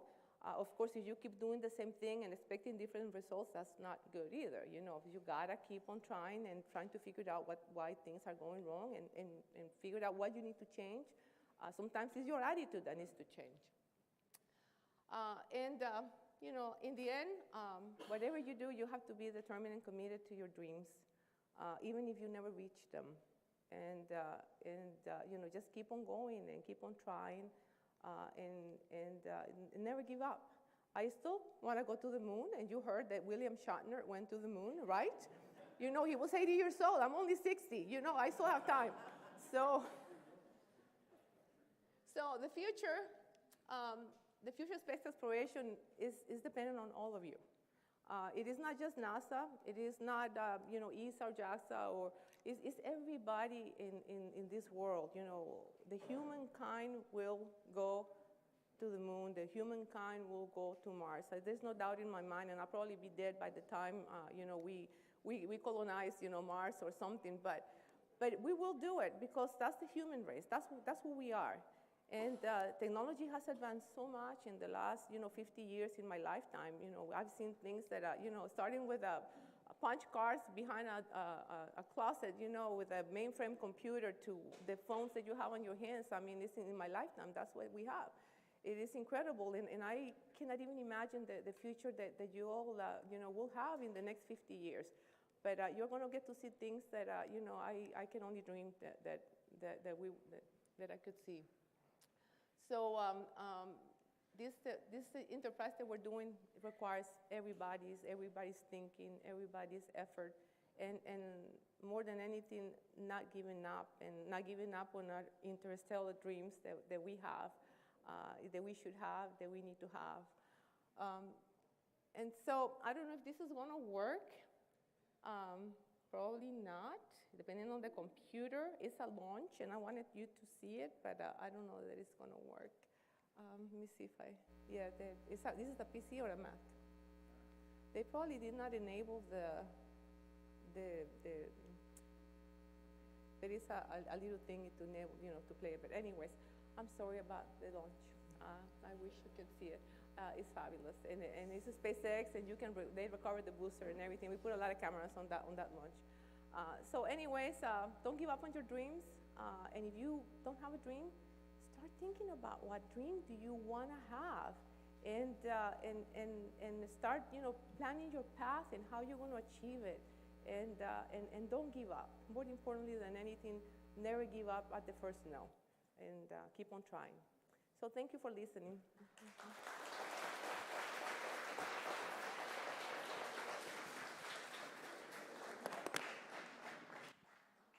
Can you go hand the show? Let me see if I can see yours and do it.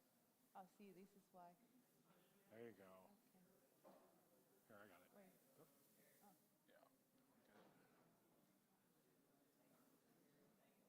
Oh. Yeah. Can we go back? Go back to the. Go back to the launch. Wait. Here, let's flip back. Okay, I can do it. Well, there we go. The launch. 0. And liftoff of Sentinel-6 Michael Freilich, continuing a legacy of ocean observation and international collaboration to benefit all humanity.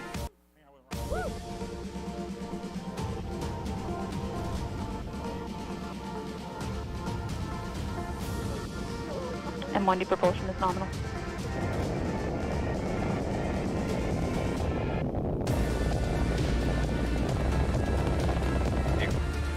A beautiful shot there from the first stage looking down towards Earth. Beautiful clear skies there from Vandenberg on the ground. Able to track with that rocket as you see it on screen now. Booster separation is there visible on screen now. Beautiful shot.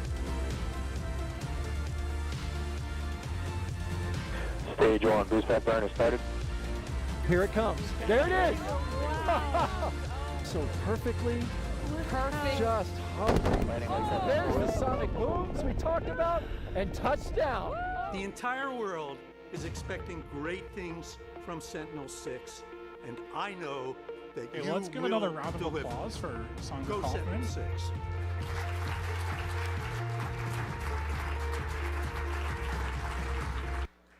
We're running a little bit behind schedule. If we could go to the, we'll just stay here for now. I have, so we're trying to avoid switching laptops because that didn't go so well last time. I have a presentation here on Google Docs. So it is my pleasure at this point in time to invite up one of the organizations that really was the genesis of today's event. We talked about the future, and today you're going to meet the future. This is Project Callisto. It's a group of students that have a nonprofit company, and they're going to tell you what they've been up to. And at the moment, I am loading their presentation so we don't have to swap computers. So come on up on stage. Let's get your mics situated. Let's welcome them with a round of applause. 2 mics.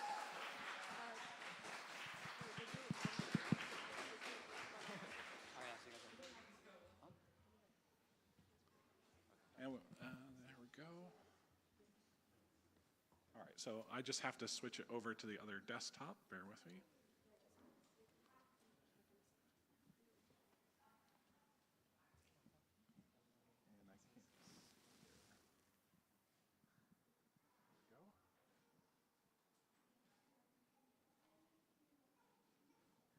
Okay, floor is yours.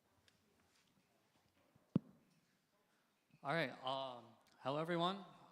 Thank you so much for taking the time out of your day to come to the Space Day event. Thank you also to Dr. Bell and the rest of the GMU team for helping us put this together. We hope you've enjoyed it so far, and we hope that you continue to enjoy all the activities that we have, both outside in the booths and for the rest of the presentations. For the next 45 minutes, we just want to discuss who we are as Project Callisto, what we're trying to do, talk a bit more about our mission and our vision for the future, and especially if there are any aspiring rocket scientists, engineers, entrepreneurs, hopefully you guys can get a better idea of what's actually possible out there. So first off, what exactly is Project Callisto? So at Project Callisto, we're trying to be the first high school team to design, build, and launch a liquid-fueled rocket. And ultimately, we want to take it to the edge of space, so 100 kilometers up above space, just as Colonel Hopkins described the Kármán line, the edge between the Earth and space. So this obviously sounds a bit far-fetched. Just to give some context behind this, we're trying to be the first high school team to do this, so no other high school team has actually successfully been able to do this. And I can count on one hand the number of college teams that have actually been able to do this. So definitely a really ambitious project for us, but hopefully throughout this presentation, I also want to show you that it's actually not as far-fetched as it sounds. Because really, the main thing to all of this is really just that we have the determination and willpower to go forward with this project. So over the past few years, we've accrued a lot of resources and done a lot of stuff towards this project, but a little while ago, we realized that all of the stuff that we've done so far, all the people that we've met, all of the knowledge and resources that we've gained, it's really our responsibility to also spread that out towards the larger community. So that's why the bigger part of our mission in general is to really disseminate that information towards the larger K-12 community. So especially when it comes to young people out there, especially in our area, we want to try to get them involved in these types of large-scale engineering projects. So whether it be launching rockets, building particle accelerators, right, building large humanoid robots, anything that they imagine, we want to inspire people our age to tackle these really large projects that some people might think are impossible. And so with that, we do a lot of these types of outreach events to try to show people our age that this stuff is possible.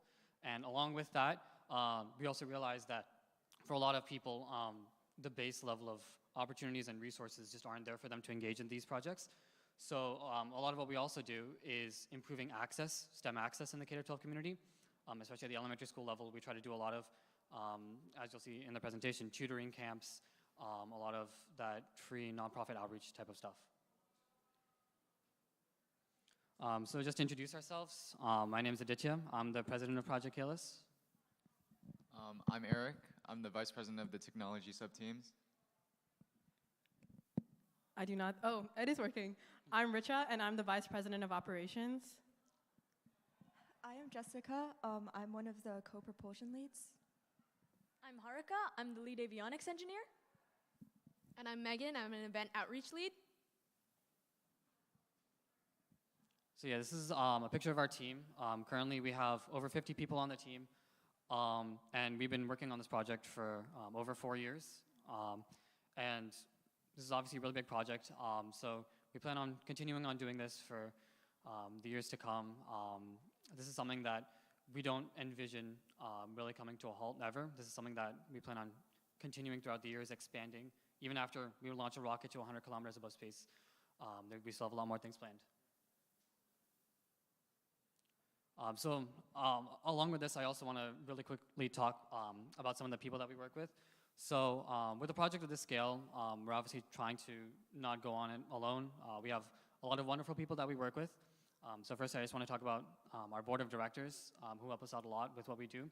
So first, there's Shrikant, who's an executive vice president at ForceCR.ai. He helps us out a lot with the programming and business aspects, so making sure that our software is up to industry standard, and that a lot of our finances are organized correctly, that we do our accounting practices properly, stuff like that. And then we're also, the other board of director that we have is George Callahan, who is currently working at the US Army. He helps us out a lot with testing practices and safety practices. So during tests at his test site, making sure that all the procedures are proper, that everything we're doing is up to standard, that we're not mishandling anything. And along with that, we're also sponsored by a lot of large aerospace companies. So Aerojet Rocketdyne and Spaceport America are two of our largest aerospace industry partners, sponsors. And we're also partnered and sponsored with a lot of major engineering universities as well, such as the University of Michigan and the University of Maryland and Vanderbilt as well. So now that Aditya has kind of given a bit of an overview of what Project Callisto is and kind of what our mission statement and what we do to uphold that is, I want to talk a little bit about our team organization. So Project Callisto is split into two main sub-teams, the first being the technological sub-team, which is then sub-split into 6 different groups of avionics, software, propulsion, manufacturing, structures, and testing. However, the other half of Project Callisto is split into our operations team, and they manage everything that is non-technical related, and that is split into outreach, finance, networking, and social media. I'll now be handing it over to Eric to cover our technical overview. Yeah, thank you. So I have the pleasure of talking with you guys about one of my favorite subjects, rocketry. So the first thing I'll do is define the difference between liquid-fueled and solid-fueled rocketry. And actually, I'll just start with talking about what rocketry is in general. And rocketry, really, the core idea behind how rockets work is this idea of a controlled explosion. So explosions are the same kind of things that you see miners blow entire faces off of like sides of mountains, but the point of rocketry is to control that explosion, and instead of letting it go out in every single direction, we control it into a single direction, and we call that direction down. So when we explode, when we have a controlled explosion pointing downwards, by Newton's third law of equal and opposite forces, the force downwards pushes the rocket upwards, and that's how rocket works. And now explosions are just really quick forms of combustion, a combustion reaction. And combustion is just a fancy word for fire. Now for fire, you need three things. You need fuel, you need oxygen, and you need an ignition source. Now the ignition source for both solid and liquid-fueled rockets are the same. So the main difference between solid and liquids is the difference in how the fuel and oxidizer are stored. In solid rockets, the fuel and oxidizer are both solids, and they're mixed together into this kind of really flammable cylinder. And as the cylinder is lit, it creates a lot of high-pressure hot gases that are forced out of the nozzle and propel the rocket upwards. So you can think of it as kind of a match. When you strike a match, the match burns. Now for liquid-fueled rockets, the propellants, the fuel and the oxidizer are kept separate. And through a vast complex series of plumbing, we combine those propellants in the combustion chamber where they again turn into hot, high-pressure gases and exit the engine, pushing the rocket up.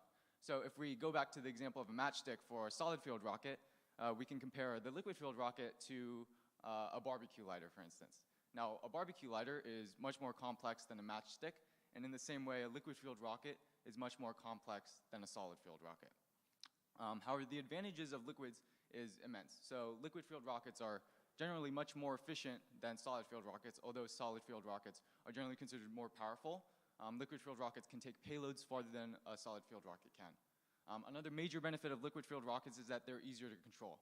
If we go back to the matchstick analogy, when you light a matchstick, you can either watch it burn or you can turn it off. But with a barbecue lighter, for instance, once you light the barbecue lighter, you can also adjust how big you make the flame. So with liquid-fueled and solid-fueled rockets, it's the same. By simply controlling the rate at which we let our propellants flow into the engine, we can control the thrust of the rocket.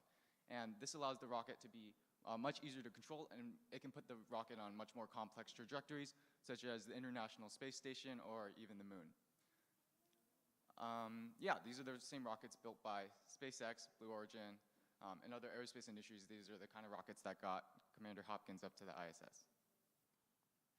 So now I'll talk about Callisto 1. So Callisto 1 is our first rocket, is our MVP, our minimum viable product.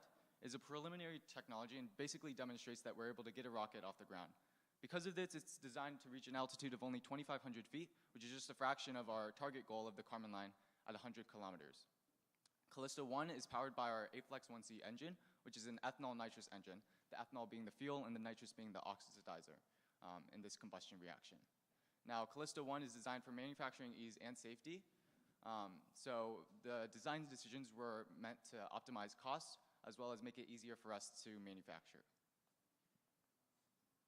So now I'll talk about some key parameters. The max thrust is 2.6 kilonewtons. So 2.6 kilonewtons translates into 2,600 newtons. And a newton is simply a measure of force. To put that into perspective, 2,600 newtons is similar to the force you would get if you dropped a polar bear onto you. So these are the forces that the rocket has to endure for the entire 3.6-second burn time. Now, a major difficulty with liquid-fueled rockets is storing the propellants because the propellants have to be stored at extremely high pressures. You can see the chamber pressure is at 350 pounds per square inch, but the nitrous tank pressure is upwards of 1,000 pounds per square inch. Again, to put that into perspective, a soda can has about 30 pounds per square inch of pressure into it, and when you pop the top of a soda can, it creates quite a pop and a little fizz. So imagine popping the tab of a 1,000 psi soda can, and you get one of our full water cold flows, which create quite a loud bang when we send our propellants into our engine. Like I said, our max altitude is 2,500 feet.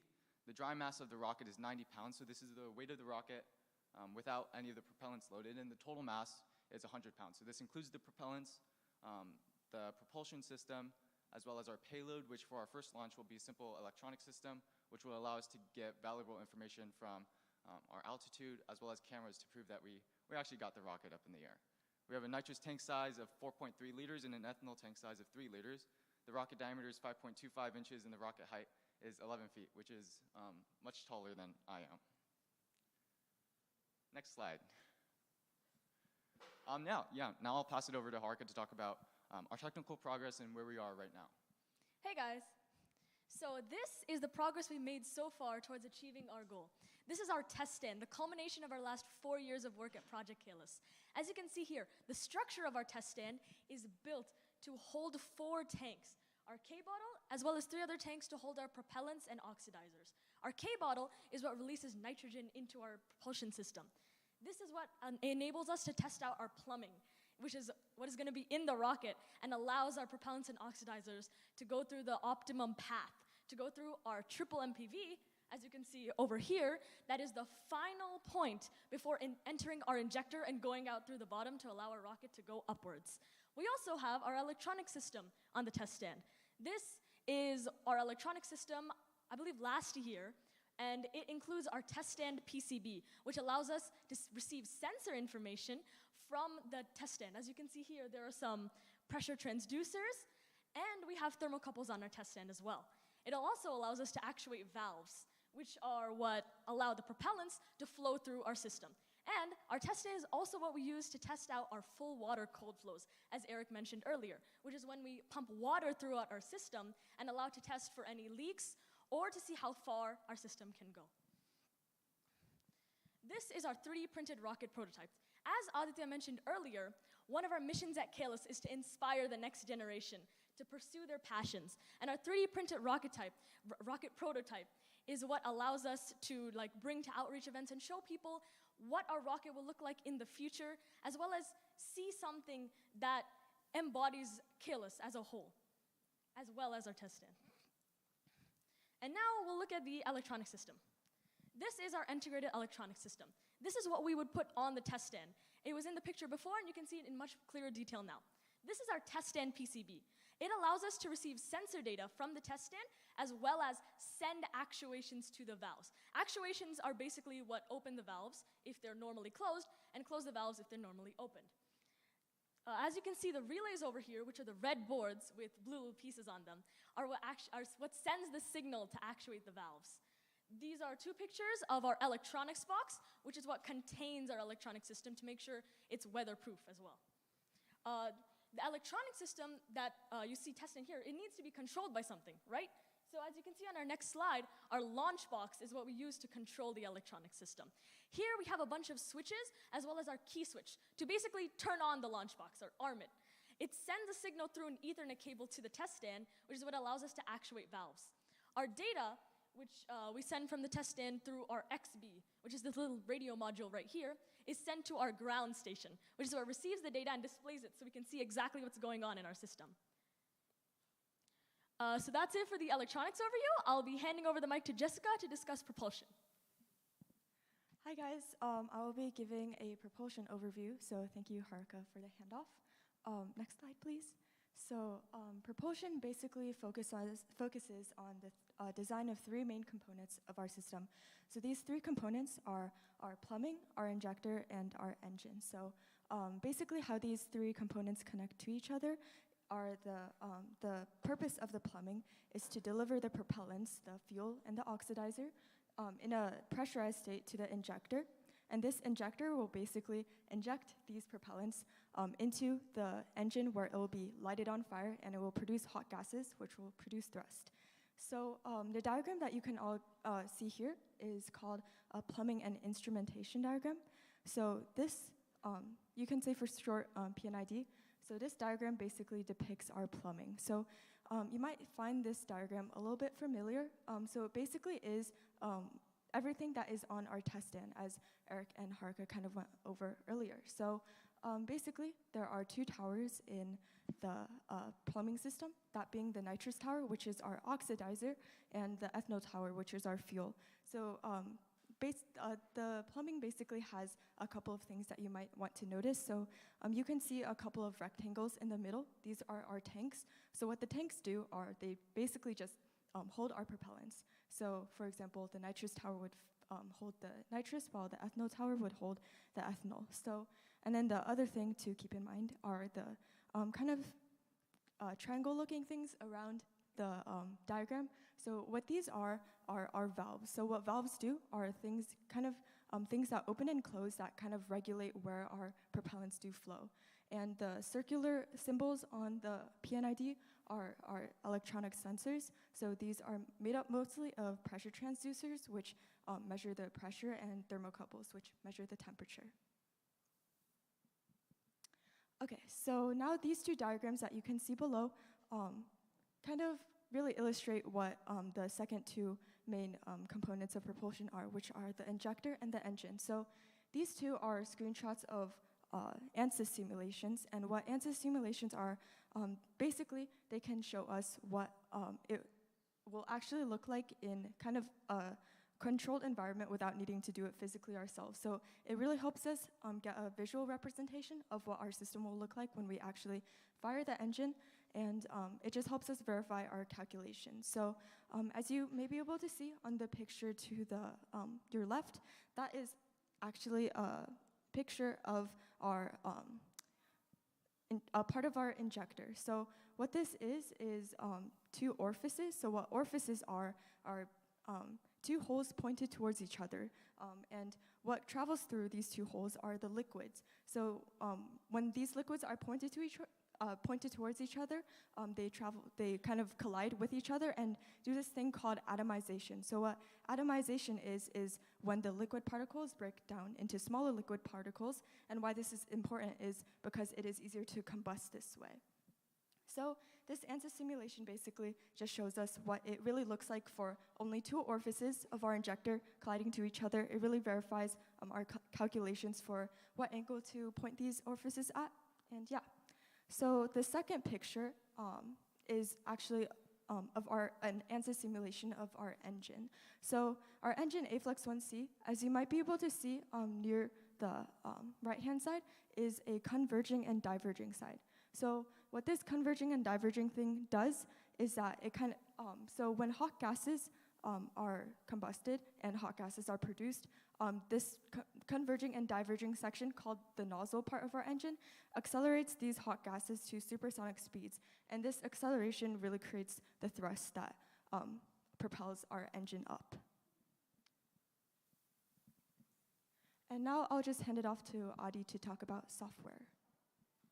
So yeah, with all the systems that we have, we need a way to visualize all the data that we collect during tests. So that's done through our software system. So you can see in both the pictures on the screen, this is what it actually looks like when we are testing. So when we're in a cold flow, this is what we see on our laptops when we're monitoring everything. The languages used to build this is just, the front end is just made out of React, and we have a backend in Python that's used to receive all radio data from the flight software. So, and all the code that's on the rocket itself is written in C++. And next up, this is just a general diagram of how everything works. It looks really complicated, but it's actually not that bad when you get into what it actually means. So all our software really does is three main things. It reads sensor data, makes decisions on what to do with that sensor data, and then actually puts those decisions into action via actuating valves and doing stuff like that. And so that's what our flight software does. And then for the ground software, it just receives data and visualizes it. And that's all it does, yeah.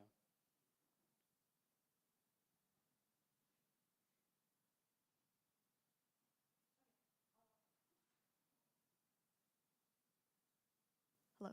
Okay, that is on now. So now I'll just be talking a little bit about our manufacturing and structures teams. So manufacturing and structures are actually two teams that work very closely to propulsion. They basically kind of represent the physical culmination of what propulsion designs. So actually this is a picture of what the structures team really focuses on. So this is our test stand, which you might have recognized from our past slides. And this is actually a picture of our test stand in action. So this is a picture of an actual cold flow, which is a test that we do. So what a cold flow is a test that in which we run liquid through our system, and this liquid kind of just sprays out. It does not go into our engine. It doesn't combust in our engine because there is no engine. So the cold flow really measures our plumbing and how that works. So this is a picture of a cold flow. As you might be able to see, there is a stream of water coming out of the bottom of the test stand. So that's kind of like the cold flow in action.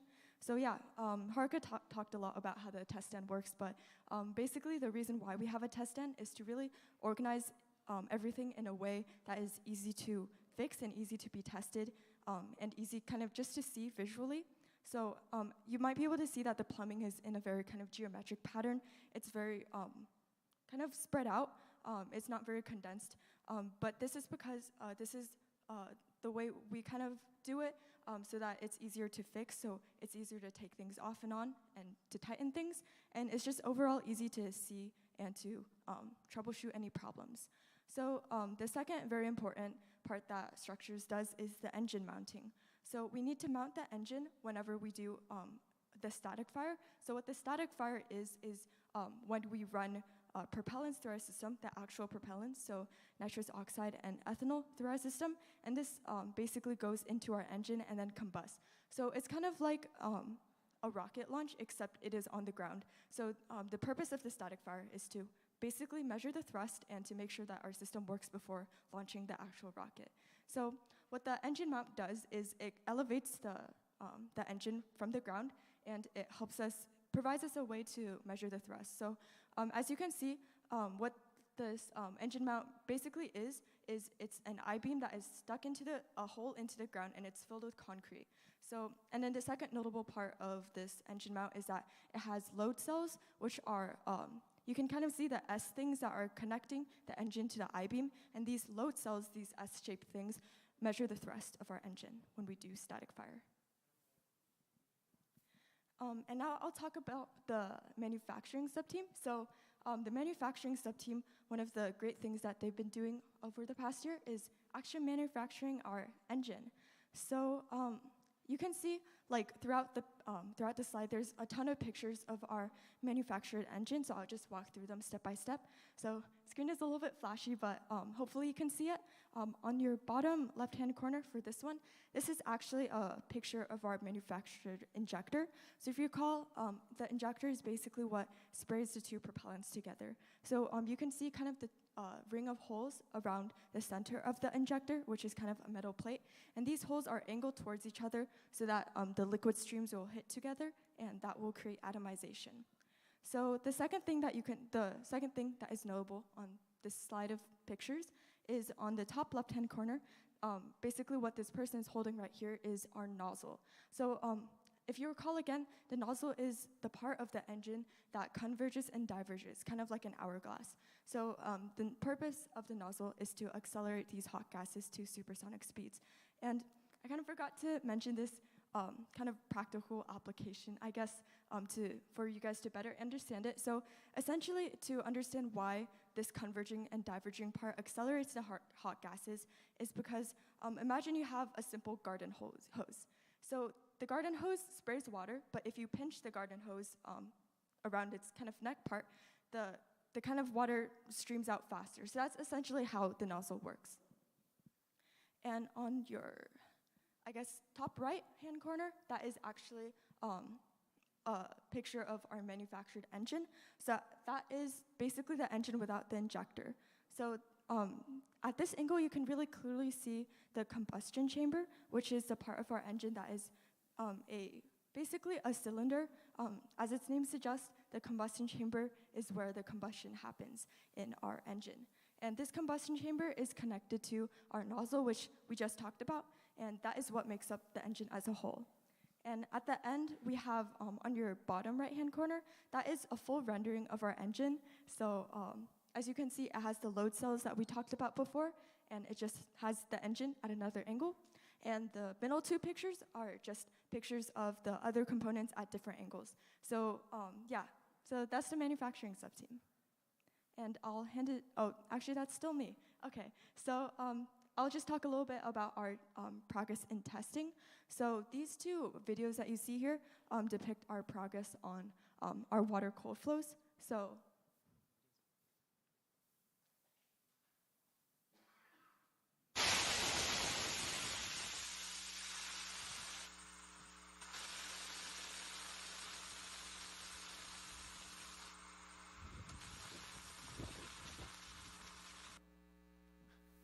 yeah, so that was actually a clip from our full water cold flow. So what a full water cold flow is we run water through both our ethanol tower and our nitrous tower in the test stand. So what this does, the full water cold flow basically measures really the function of our plumbing of the system, and we attach the injector at the end to really clearly see how the injector works, the spraying pattern, and it was just kind of cool. As you can see from the water spraying, it's very powerful, and you might have been able to see from the injector the really cool patterns as it kind of converged together at the end, which is what we want it to do in the engine. So our second video is an ethanol water cold flow. Actually, it does not play, which is fine, but this is a test that we did about last summer, I believe. It is basically same thing as the full water cold flow, except we are only running water through the ethanol system, and the nitrous tower is just kind of there. So it's just we're testing the ethanol side. So you can still kind of see in the video thumbnail, there's kind of a really large stream of water coming out at the bottom of the test stand. So that really just represents the sheer power of 600 psi through the system. It's, as Eric was saying, that's a lot of pounds per square inches. So it's really powerful. So very fascinating. And now I'll just hand it off to Eric to talk more about testing. Yeah, thank you. So it doesn't look like the slide's moving on, but as of right now, we've completed several water cold flows, so that involves replacing our propellants with water. We perform these tests because working with our actual propellants is quite dangerous, especially if something does go wrong in our early testing stages. So as we move on from our water cold flows, our next step would be working with our actual propellants, nitrous oxide and ethanol. So now this brings along a whole slew of new challenges to work with. The first of which is that nitrous oxide is illegal for minors to purchase. So if any of the parents here want to help us out, meet us after the presentation. If you could go to the next slide. The next problem with it is that nitrous oxide does not have similar properties to water, unlike ethanol. So nitrous oxide is what we call self-pressurizing. So if you have a container of nitrous oxide in a hot room, it's going to be at a higher pressure than if you have nitrous oxide in a cold room. If you could go to the next slide. So the next tests that we have to do involving our actual propellants are the full cold flow, which is basically running our propellants through our system, testing for leaks, as well as our ability to contain nitrous. And then following that will be our static fire. So the static fire is exactly the same as the full cold flow, except for the last step, which is actually igniting the propellants. So static fire would be a culmination of all our testing campaigns, and it allows us to gauge the thrust of our engine. Following the static fire, we will be the first high school team in the world to static fire a liquid-fueled engine. Now I'll pass it over to Richa to talk about the operations side of things. Thanks, Eric. So hello, everyone. My name is Richa, and I work on the operations team here on KLIS. So I hope everybody has at least learned some new sort of vocabulary, combustion, PNID, and everything like that. But now I'll be taking some time to go over what we do on the non-technical side and how we use the technical work that we do to spread the message in our community and also share our love of STEM with people our age, younger, and older. And so, kind of like Aditya mentioned at the beginning of the presentation, although our main goal here on KLIS is to really build, design, and launch that liquid-fueled rocket, a second part of that mission statement that is equally important is to promote STEM access and education in the K-12 community. And so, in other words, what that really means for KLIS is to inspire that next generation of aerospace engineers and individuals interested in STEM to kind of lead that next wave of innovation when it comes to building our rockets and innovating in space. And so in order to uphold this sort of now second part of mission statement, we've done a variety of different sort of outreach events, as well as talking with professionals in our community. But on the other hand, also learning from everybody that we meet on those, one-to-one interactions with everywhere we go, that is most valuable to us and, even helps us, spread our love for STEM even more. And so to touch on really briefly, in the 10,000 plus people that we've been able to talk to and spread our message to, a couple of the different initiatives that we've started is number one, Callisto Computing. So over the pandemic, when a lot of our students had to move on an online format, a lot of individuals had altered instruction and weren't able to learn at the pace and cadence that they were able to do beforehand. And so we started Callisto Computing, in which our individual team members, along with a couple of other STEM organizations in the area, were able to teach students a variety of different subjects, ranging from physics to chemistry to math and beyond. And we were really proud that we were able to take this on into an online format. Secondly, we love to sort of present our work at different extravaganza events, which Megan will be touching on in a little bit. But we were able to present at the Thomas Jefferson High School for Science and Technology's extravaganza event, where we were able to meet with the younger generation, kids in elementary and middle school, and really get that one-to-one interaction and figure out what inspires them the most and work to integrate that into our future presentations and our future sort of spreading the message of our work in the community. Lastly, again, Megan will be touching on this, is our Astronomy Festival on the National Mall, in which we were not only able to meet people our age and younger, but also professional adults in the community who have helped to further our project and give us the technical expertise that we look for in a lot of the unknowns that we are trying to endeavor into. And lastly, although we try to promote the STEM education, a lot of the work we also do is on the logistical side. It takes a lot of money to buy a lot of the equipment and fund the technical work that we do. So on the operations team, we work to fundraise the money, but also network with a lot of professionals in our community and obtain those corporate sponsorships that will help us to fund our project. To dive into a little bit more of that logistical side and what it takes to really fundraise for our project, we have a multitude, mainly 6 different revenue streams that we work to fund our project with, the first being our corporate sponsors. So our corporate sponsors, like, again, Aditya mentioned at the beginning of the presentation, include UC Places, Aerojet Rocketdyne, and so on, who have really helped to further the technical work that we do, but also the tutoring camps, which we are able to charge a student per student fee, where we teach students a range of subjects ranging from physics to chemistry to math, but also highly specific subjects, including computer-aided design, as well as Arduinos and programming languages like Python and Java. Along with that, we also have applied to, tens and hundreds of grants, which have fortunately also able to fund our project, private donations, and also our board of directors, who not only provide us with the technical sort of expertise that we need, but also that leverage of social media and their personal connections, which have allowed us to crowdfund additionally for our project. Using those different revenue streams, what we like to do here on Callisto is divide up a lot of tangible milestones in order to raise the money we need for every single test. And so kind of like Eric was talking about, all of these different nitrous oxide cold flows, full water cold flows, all of those need a couple of $1,000s per each of those tests. And so by setting these tangible milestones and using the revenue streams that we've outlined, we're able to raise accordingly and reach those goals. However, looking forward for our static fire engine test and our full water cold flow, we're still looking to raise that extra $3,000 that we need, as we're looking to do $20,000 in total for all of the tests that we need to do. I now want to move back to that kind of first part, non-logistical side of Callisto, and talk more specifically about the event outreach that we're able to do. The primary form of that being our technical and camps that we are able to hold. So, like I mentioned, it covers a range of subjects, including science and tech, but also very specific subjects, including computer-aided design, as well as languages like Python and Java.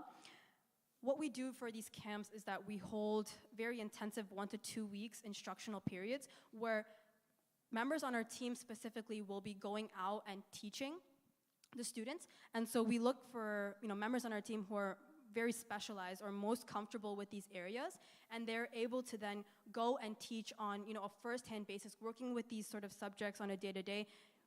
We want our members to be the ones to teach these subjects, and we have almost 15 plus hours in instructional time when we do it per week. In the subjects themselves, we combine a variety of lecture-based formats, so just giving information to the students, but we believe that interactive learning is also very important, as it allows for students to apply the knowledge that they've been learned into real-world applications. And so how we do that is through our student-based project learning, in which members on the team, like they're teaching these camps, they're also mentoring student projects in an area of the subject that we're teaching, for example, physics, picking an area of physics that most interests them, and we're able to guide students in their projects. Also in a competitive-based activity where in teams of students, they're working against others in the camp that we're trying to hold. Now I'll hand it over to Megan, so I want to talk more about the event outreach that we do on Callisto. So I'm going to be talking a little bit more of the second half of operations, the types of events we go to, and the networking that we do to continue to spread our outreach. So we like to go to a lot of youth outreach events, and one that we went to this year was the TJ Techstravaganza, where we wanted to spread our vision and the mission of what we try to do at Project Callisto. So we 3D printed our engine, and we bring it there, and we teach the students how our engine works, how a liquid-fueled engine works. In addition, we have bottle rockets, which are also here at GMU if you haven't checked them out outside already. And more importantly, we want to inspire students to go after what they're passionate about and explore these wild ideas they may have. Because when we started Project Callisto and wanted to be the first independent high school to build and launch a liquid-fueled rocket, it seemed almost impossible. But yet, here we are just a couple years later, so close to the end of our goals. Next slide. Another event that we went to this year was the Astronomy Festival on the National Mall, and we took the 3D model of our rocket that we built, and we bring it to the mall to show adults and students what we've done. We also take poster boards of what our timeline looks like and what we've accomplished to share the hard work that our team has accomplished. Over here you can see pictures of our teams, and that's a video of a bottle rocket launch that we've done.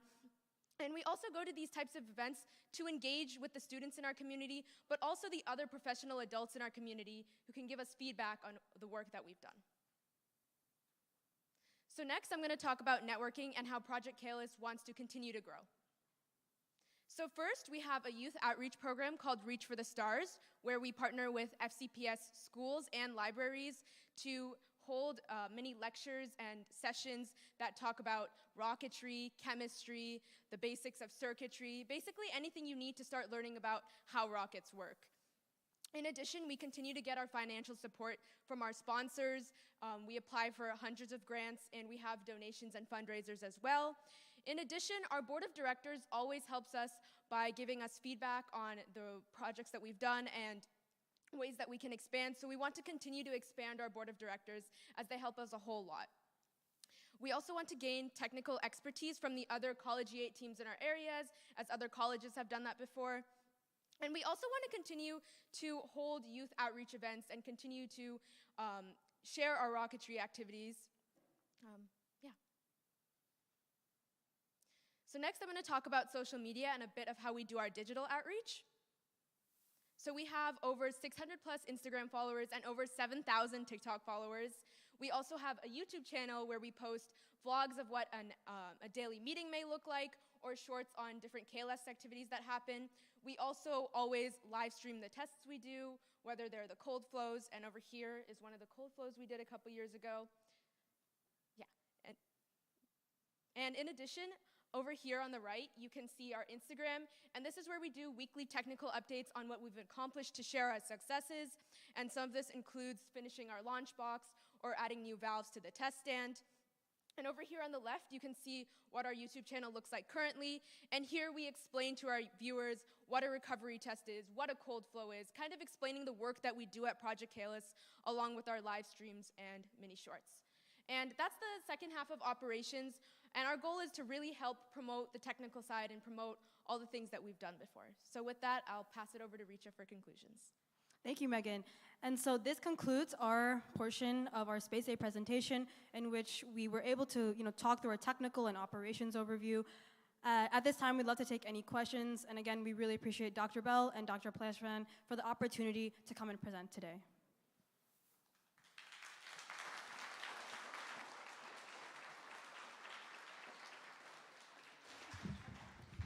Testing. All right, do we have any questions for Project Callisto? You can come up to the mic here and ask them.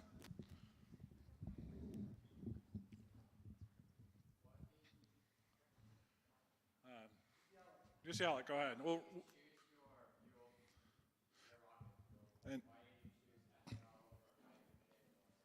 And go ahead and repeat the question as well. Yeah, so the question was what made us choose the fuel combination that we used, which is ethanol and nitrous oxide. So there are a lot of different fuel combinations out there, as you probably know. Like there's methalox, which is it's like methanol and liquid oxygen, and then there's fuel types that use gaseous oxygen. I've seen hydrogen, and then there's also like ionic fuel, which is not an actual fuel, but it's using electricity, which is something that new aerospace companies are starting to use these days.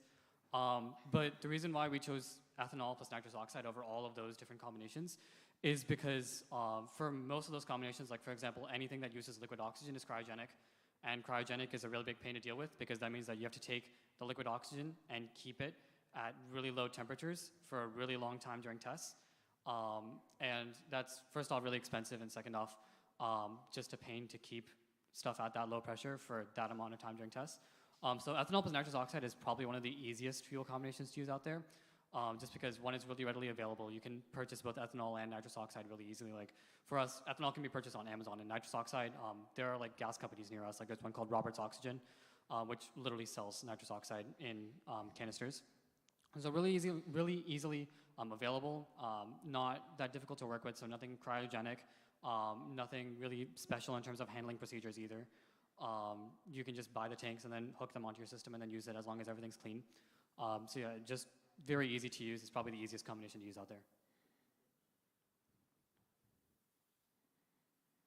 Any other questions? All right, well, I have to say it's incredibly impressive. You're building hardware, and I wish you the best on launching to orbit. It's incredibly cool what you've done.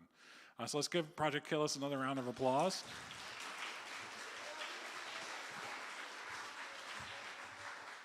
I have some Mason souvenirs for you, so I certainly can hope that you apply to George Mason University for college, and you're welcome to come kick off our rocket club while you're here. We do have one. It's been defunct, actually, for a couple of years, so you're showing us how to get it done. I'm sorry, there's one more here. Thank you. Thank you, Megan, Richa, and all of you. All right, one more round of applause. Pretty cool.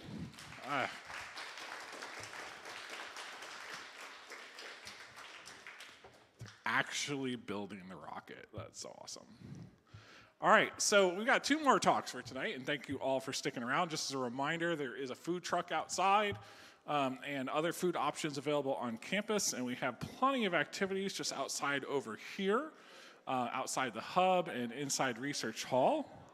It's my pleasure at this time to invite up Professor Peter Plavchan, an Associate Professor of Department in Electrical Computer Engineering here at George Mason University.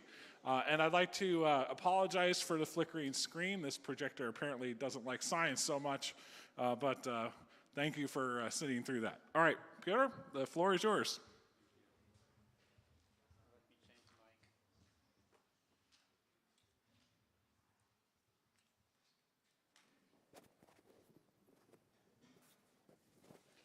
So, first of all, I would like to congratulate for your project, and this is amazing, truly amazing, and presentation was fantastic. I don't know what I'm doing here, so yeah. So I would like to tell you a little bit about a couple of our projects and actually initiatives what we are doing at Mason. So it will be a quick review. Let me start with Project Asteria, which was actually building and sending a satellite into space.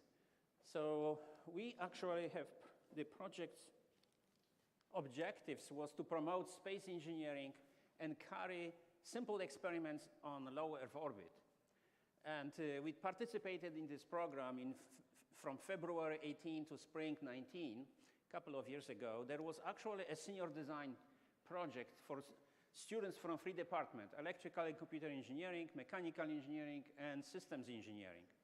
We also supervised a team at Thomas Jefferson High School and Chantilly Academy. So what is the FinSat? It's a slice of bread. It's a satellite which is so small. We were given space on a payload for the FinSat, so this is actually the payload that we built on our own, and it was actually housed here. The rest of the FinSat is actually satellite bus, communication, battery, and power. And the FinSat, of course, has to be closed from both sides, and we have solar cells. And this is communication module.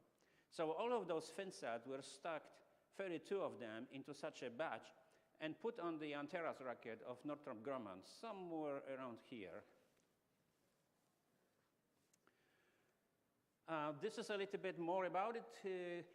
We launched it in spring 21, and we were able to carry 2 experiments rather than 3. We didn't get permit for the 3rd experiment.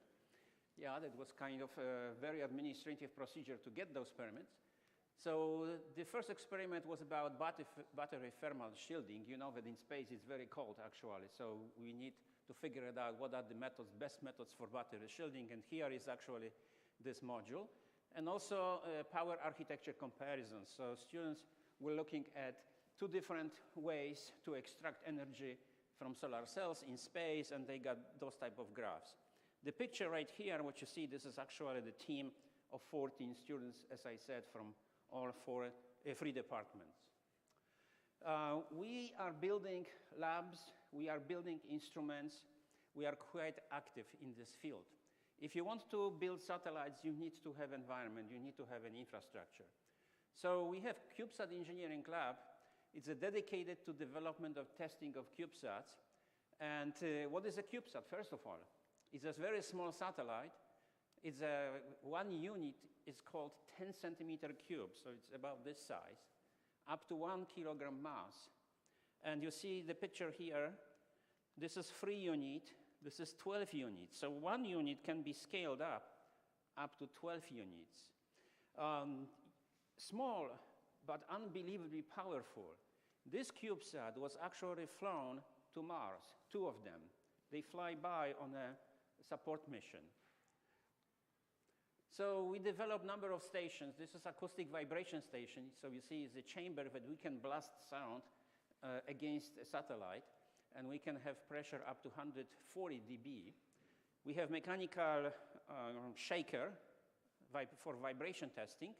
We can actually go to 75 Gs without load. With load 1 kilo, around 20 Gs plus. And here is another picture of this, of the acoustic. We have thermal vacuum station. We started with extremely small one, but we already have a little bit bigger one. The magnetic cage, which is actually here on the other picture. What's the magnetic cage? Well, actually, how do you steer the satellites in space? Well, on low Earth orbit, you use magnetic field of Earth, and you can basically generate magnetic field on your satellite, and your satellite can act like a magnetic needle, compass needle in space. And you can change polarization and direction of this magnetic field within satellite, and this is this cage which actually can simulate Earth magnetic field in space, so we can put satellite somewhere in the middle and test for different algorithms for control. We call it attitude control. We also look at embedded systems development station, and we also have mechanical shop. Another project that we really advanced is satellite communication ground station, and you see this picture here. So you see 4 antennas in this picture. Those 2 on the bottom are short antennas. These are commercial antennas dedicated for transmission. The other 2 antennas right here are for receiving, and those 2 antennas we designed on our own. And we are really quite very proud of that, because we get extremely good results. It's probably one of the best antennas on the market. I mean market if you make it yourself. This is characterized by how wide this space is at that level. So antenna construction, there is a little bit of information here. So it's very unusual antenna. This concept of this loop, which is horizontal rather than vertical for typical antennas, was just discovered accidentally about 15 years ago.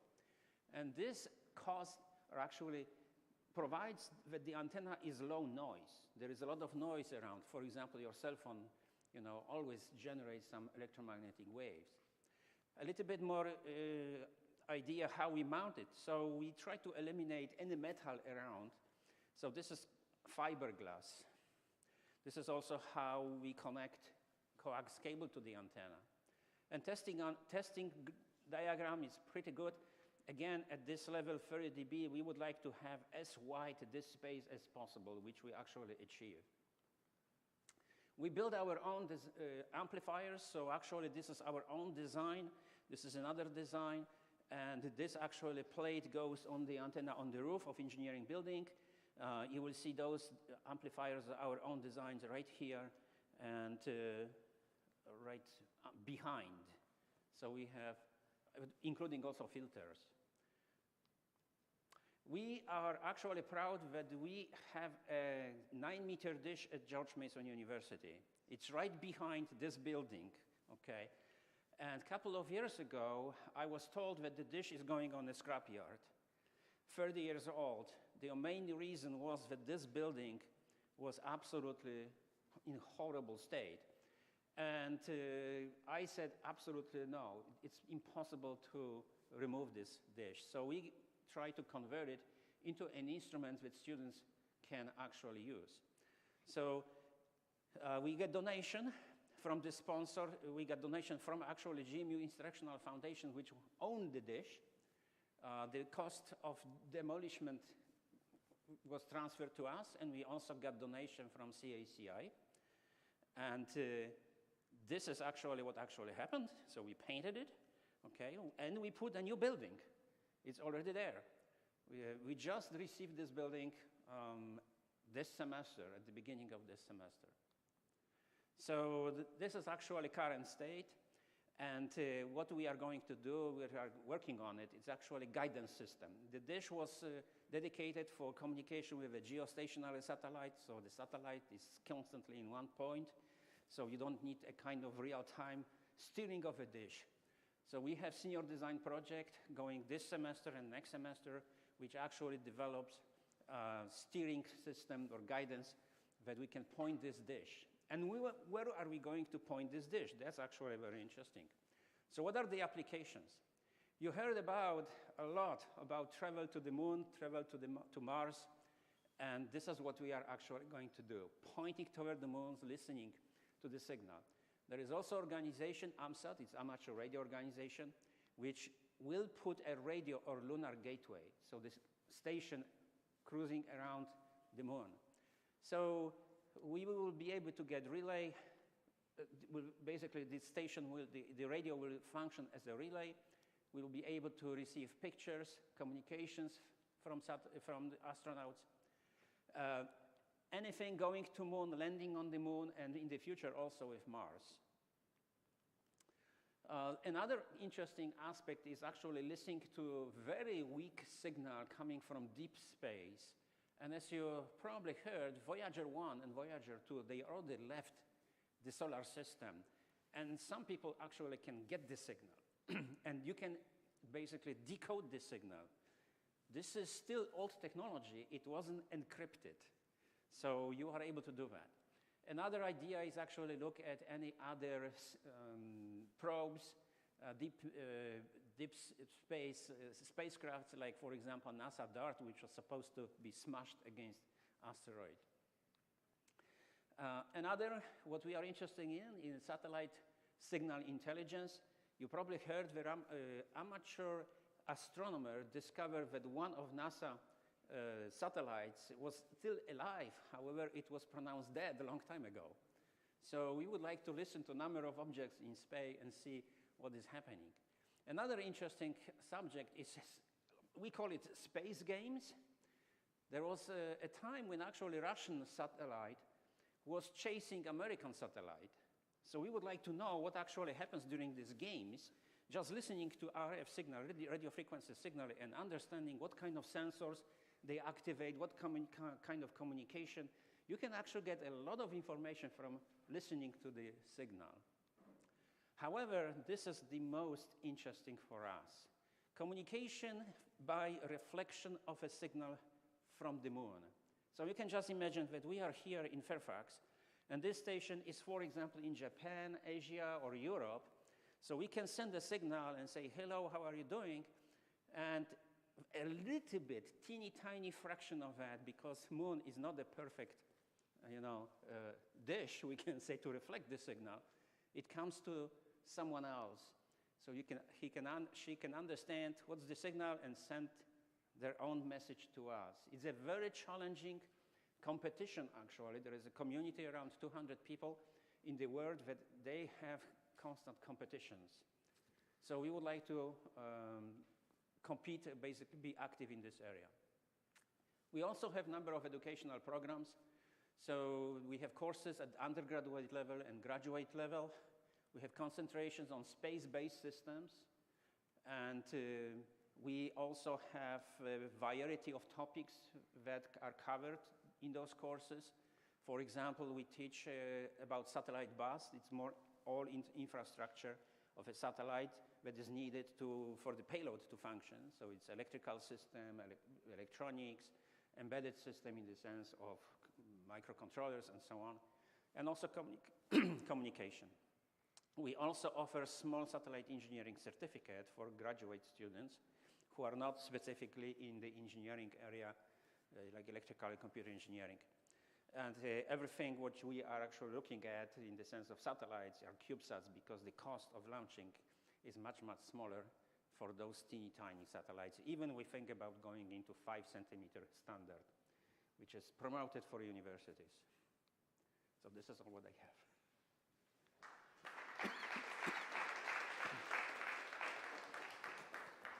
Any question?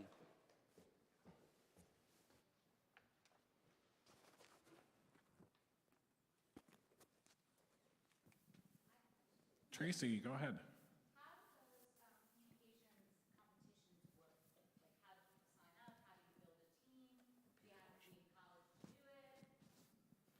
Yeah, so first of all, you need to get a license, radio amateur license. And I promote, number of students received, I have my own.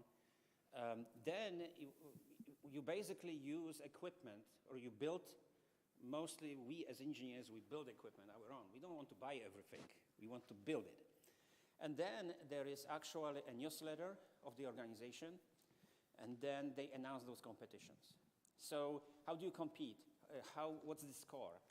Number of links, or number of messages, or number of people that you actually were able to exchange messages in different formats. One of the basic ones, but also one of the most difficult ones, is Morse code. Yeah, but there are other techniques for very weak signals to be able to work with. Okay, any other questions for Dr. Pakowitz? Well, let's thank our speaker again. We are live streaming on YouTube, so if you missed the talk, we could hope maybe you're watching it virtually. Hello, virtual audience watching this in the future. All right, it is my pleasure now to invite our final speaker of the night, Steve Dom, and he's the President and Chief Operating Officer of Spec Innovations. And he's going to talk to us today about how to apply the digital engineering to space technologies for the future. Let's give him a round of applause as a welcome.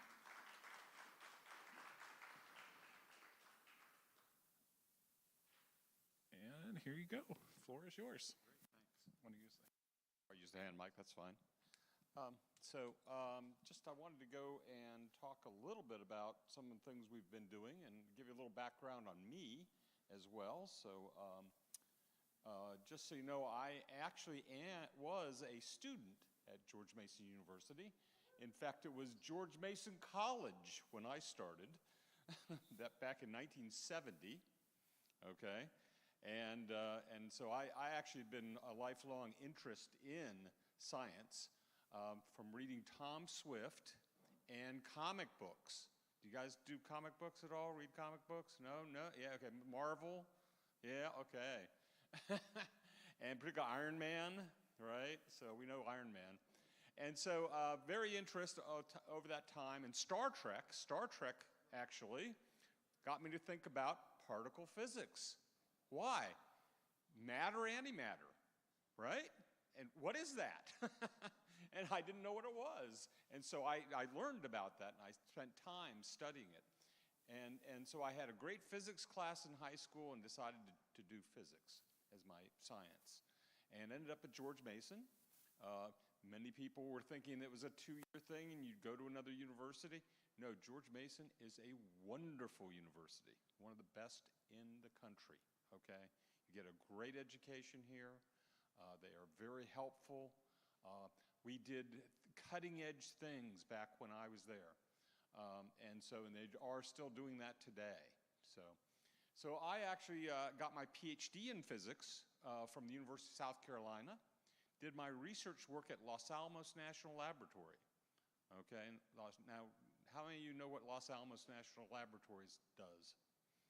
Yeah, okay, nuclear weapons, yeah. I was actually in anti-terrorism and computer development at Los Alamos. So again, physics to computers, and next thing I know, I'm a project engineer at TRW, working on rockets and actually missiles, and Automatic Strategic Systems Division of Rockwell, which was doing the guidance control system for the missiles. That's real rocket science, okay, so you get into that part of it. So over time, you're building up these different techniques and different things that you learn as you go. And just, if you're a lifelong learner, you're always changing and growing. And this is a great opportunity. So your schoolwork is just a starting point. It's not where you're going to end. I ended up being actually an expert at writing proposals. You know what a proposal is? That's how you get money, okay? and I became, actually, I worked for the chairman of the board of SAIC, Science Applications International Corporation. I was his proposal guy. And about 1993, I decided to go off on my own. And we started Spec Innovations. It was actually called Systems and Proposal Engineering Company. That's actually the official name. We do business as Spec Innovations now. And so over that time, did a lot of work in systems engineering, proposal development, worked on many projects, large architecture studies, many different things, and learning so many different things. Every time I do another proposal, I'd learn new terms, new techniques, talk about new science, all kinds of things. It was very exciting, okay? Well, about 2010, I made the mistake of hiring a bunch of programmers, okay? And so next thing I know, I'm building this tool called InnoSlate. And sure enough, now that's been a major product for us now for quite a number of years. It's almost 10 years now. We've had InnoSlate out and available. It's a systems engineering tool that works on the cloud, using cloud computing and artificial intelligence, actually built into the tool. Believe it or not. You know Watson, IBM Watson? It's the same technology. Okay? So you could do amazing things and as you grow and learn. So one of the projects I want to tell you a little bit about was a project let's see if there we go, where we actually did a development for systems engineering. And particularly what we wanted to do was so there's a new thing called digital engineering. Have you heard of digital engineering? So digital engineering is where you try to take a model, create models that become a digital twin. And so now you can experiment on that and have it work with it to help you understand what you're actually going to build. And then use it as a basis for building that, okay? And so we did that for the NASA Break the Ice Challenge, okay? And I'm going to talk to you a little bit about what that is. So the main goal of that was produce a lunar rover prototype, which is what we have. In fact, it's in the rooms 3 through 5 there. You can see it today. And we wanted to make sure we could understand the whole boundaries, the system boundaries. What can it do? How can it work? And so using these modeling simulation tools and actually building the prototype. Let me see if a chart will go again. There we go. There we go. So the competition, again, was hosted by NASA. We actually came in a little late, so we actually had to do the work in about half the time, okay? And because of the tools we used, we were able to do it in half the time. And so the key was looking for how to excavate regolith. Do you know what regolith is? Okay, regolith is the moon's surface, right?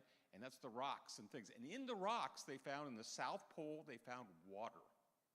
Okay, so this is what they're trying to do. They want to excavate the water out of that regolith so that we can have people survive on the moon, right? Because you need water to survive, right? People do. So we need that. And so, so the key is to maximizing that delivery of water, minimizing the mass of the equipment, right? Because it's expensive, right? Put stuff on the moon. And of course, minimizing power consumption. Why? Because power, particularly in the south pole of the moon, is going to be hard to get. Solar panels, things like that are going to be difficult. So again, that's part of the goal. The key was to extract 10,000 kilograms of water, which is a lot of water, okay, in a year.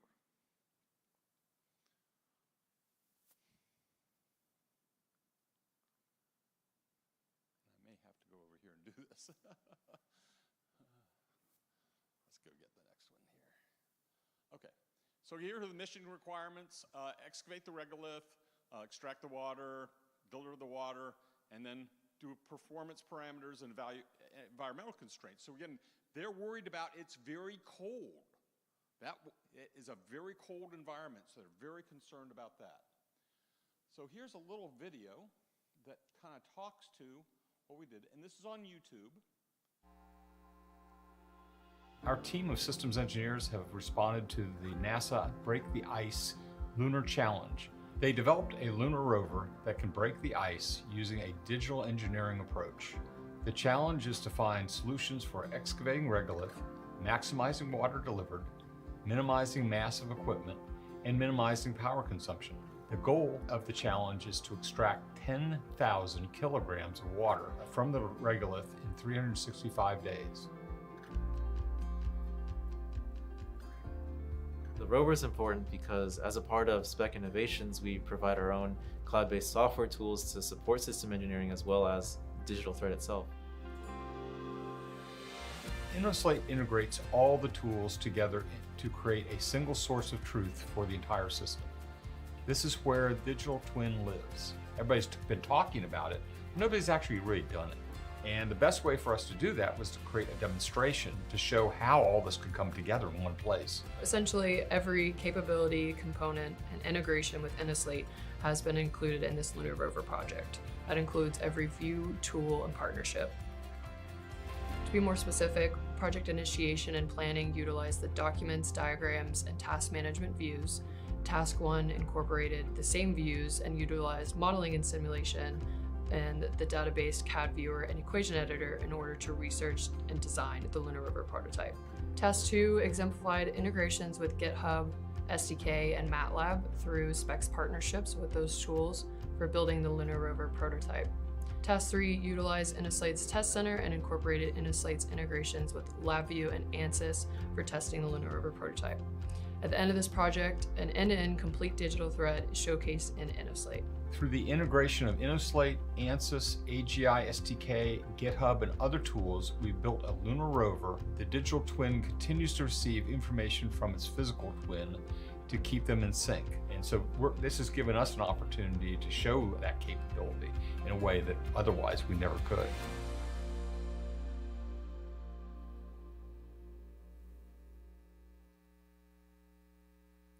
So just before I get into this next slide, all the people you saw in that show were George Mason students who graduated and came to work for me. Okay, in fact, they were interns with me before that. Okay, so we really like George Mason University. We get a lot of stuff out of it. So one of the things is our tool InnoSlate, by the way, is available for free if you want to use it at .edu. You just go to our website, innoslate.com, sign up with the .edu, and you can start using it, okay? And we support students. You can call our support line.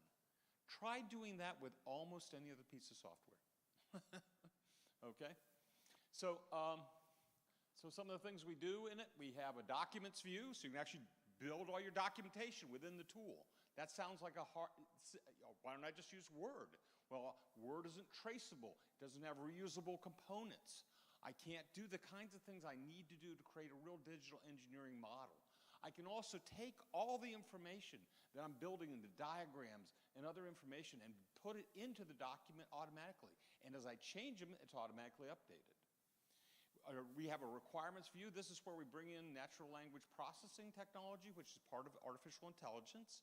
And that allows us to create much better requirements and by doing that analysis and having that extra aid. We also have modeling, 26 diagram types and counting, 5 chart types. We have digital engineering integrations, including a nice CAD viewer. We tied MATLAB, STK, which is Satellite Toolkit. You saw the ANSYS tools. Yes, we work with ANSYS. We're an ANSYS partner. We also have a discrete event and Monte Carlo simulator built into it. And we have a test center. We also do risk analysis, timeline analysis, and cost analysis, because one of the jobs of systems engineering is to optimize cost, schedule, and performance for the design, just like the program manager does for the project. And of course, we have another tool called Sopatra. Sopatra is very exciting. It's part of our NASA work we are doing with NASA Langley. It actually is a phase 1 STTR output. Now that sounds, you probably don't even know what that means, but that's a contract where you're supposed to be doing basic research. We produced a tool out of it. Okay, so you can do some amazing things with this kind of software.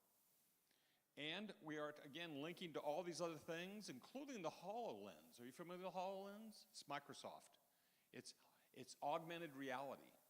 Okay, so you get a picture of your virtual world on top of your real world. So that you can work with them together.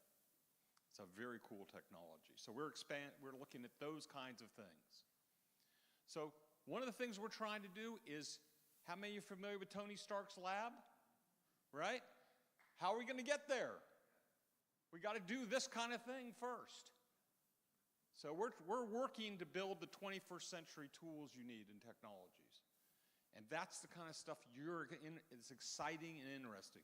And you can find that in a variety of companies around this area. But try us first. Okay. So any questions? I hope I made up a little bit of time for you.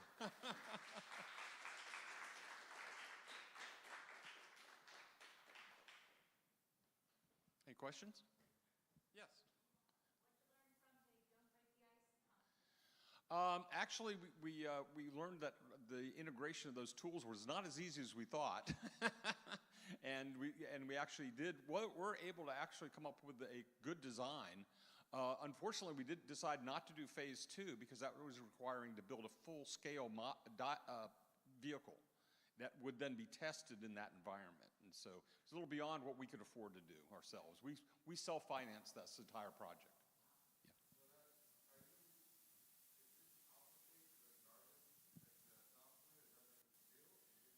Yes, we develop InnoSlate, and we also work with the AGI, and ANSYS actually bought AGI. So they're now an ANSYS company.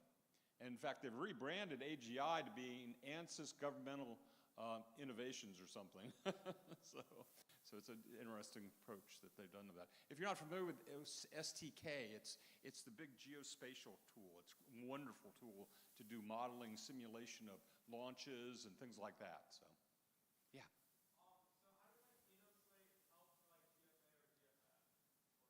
GFA and GFF.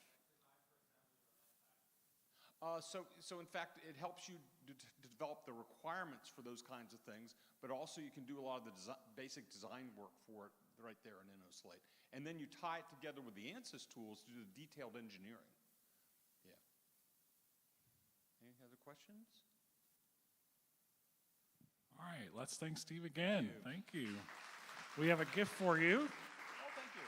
You know, I appreciate the kind words about George Mason because many people may not realize in the community that George Mason is now a Carnegie classification R1 institution. That means it's one of the top 150 research institutions in the United States. And you have it here in your own backyard here in Northern Virginia, and we're shooting for the stars, literally, because we started 50 years ago as a community college, and today we're one of the top institutions in the country, and we're not done yet. So thank you all for joining us tonight. As a reminder, we have food opportunities, a food truck outside, and eateries are open late. I'd like to finally invite up a couple of members of Project Callisto to say a few closing remarks.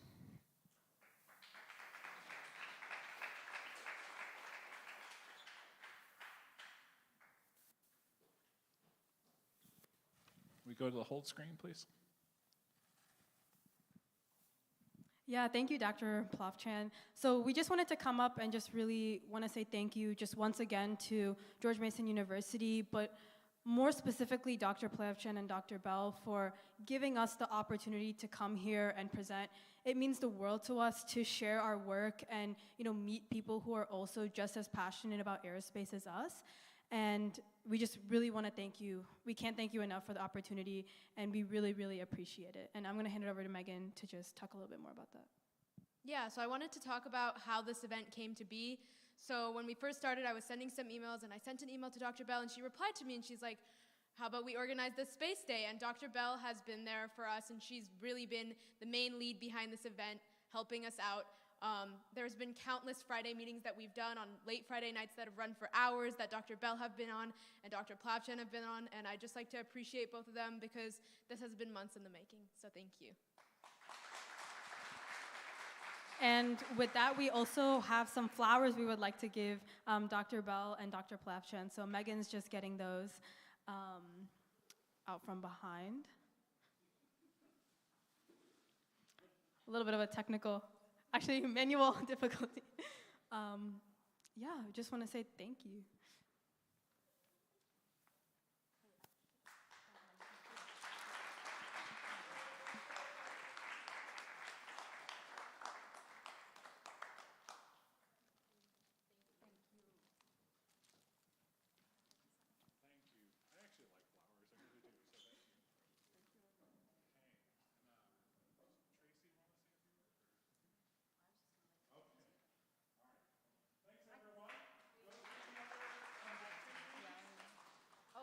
And we also have some gifts as well. Thank you. I'll take the mic. Apologize, it's cloudy and rainy out today, but come back for one of our free public nights when the weather is clear this fall. Saturn is just beautiful right now. So have a great night. Thank you for joining us, and we'll see you around. And we'll see you next year for the second annual Space Day.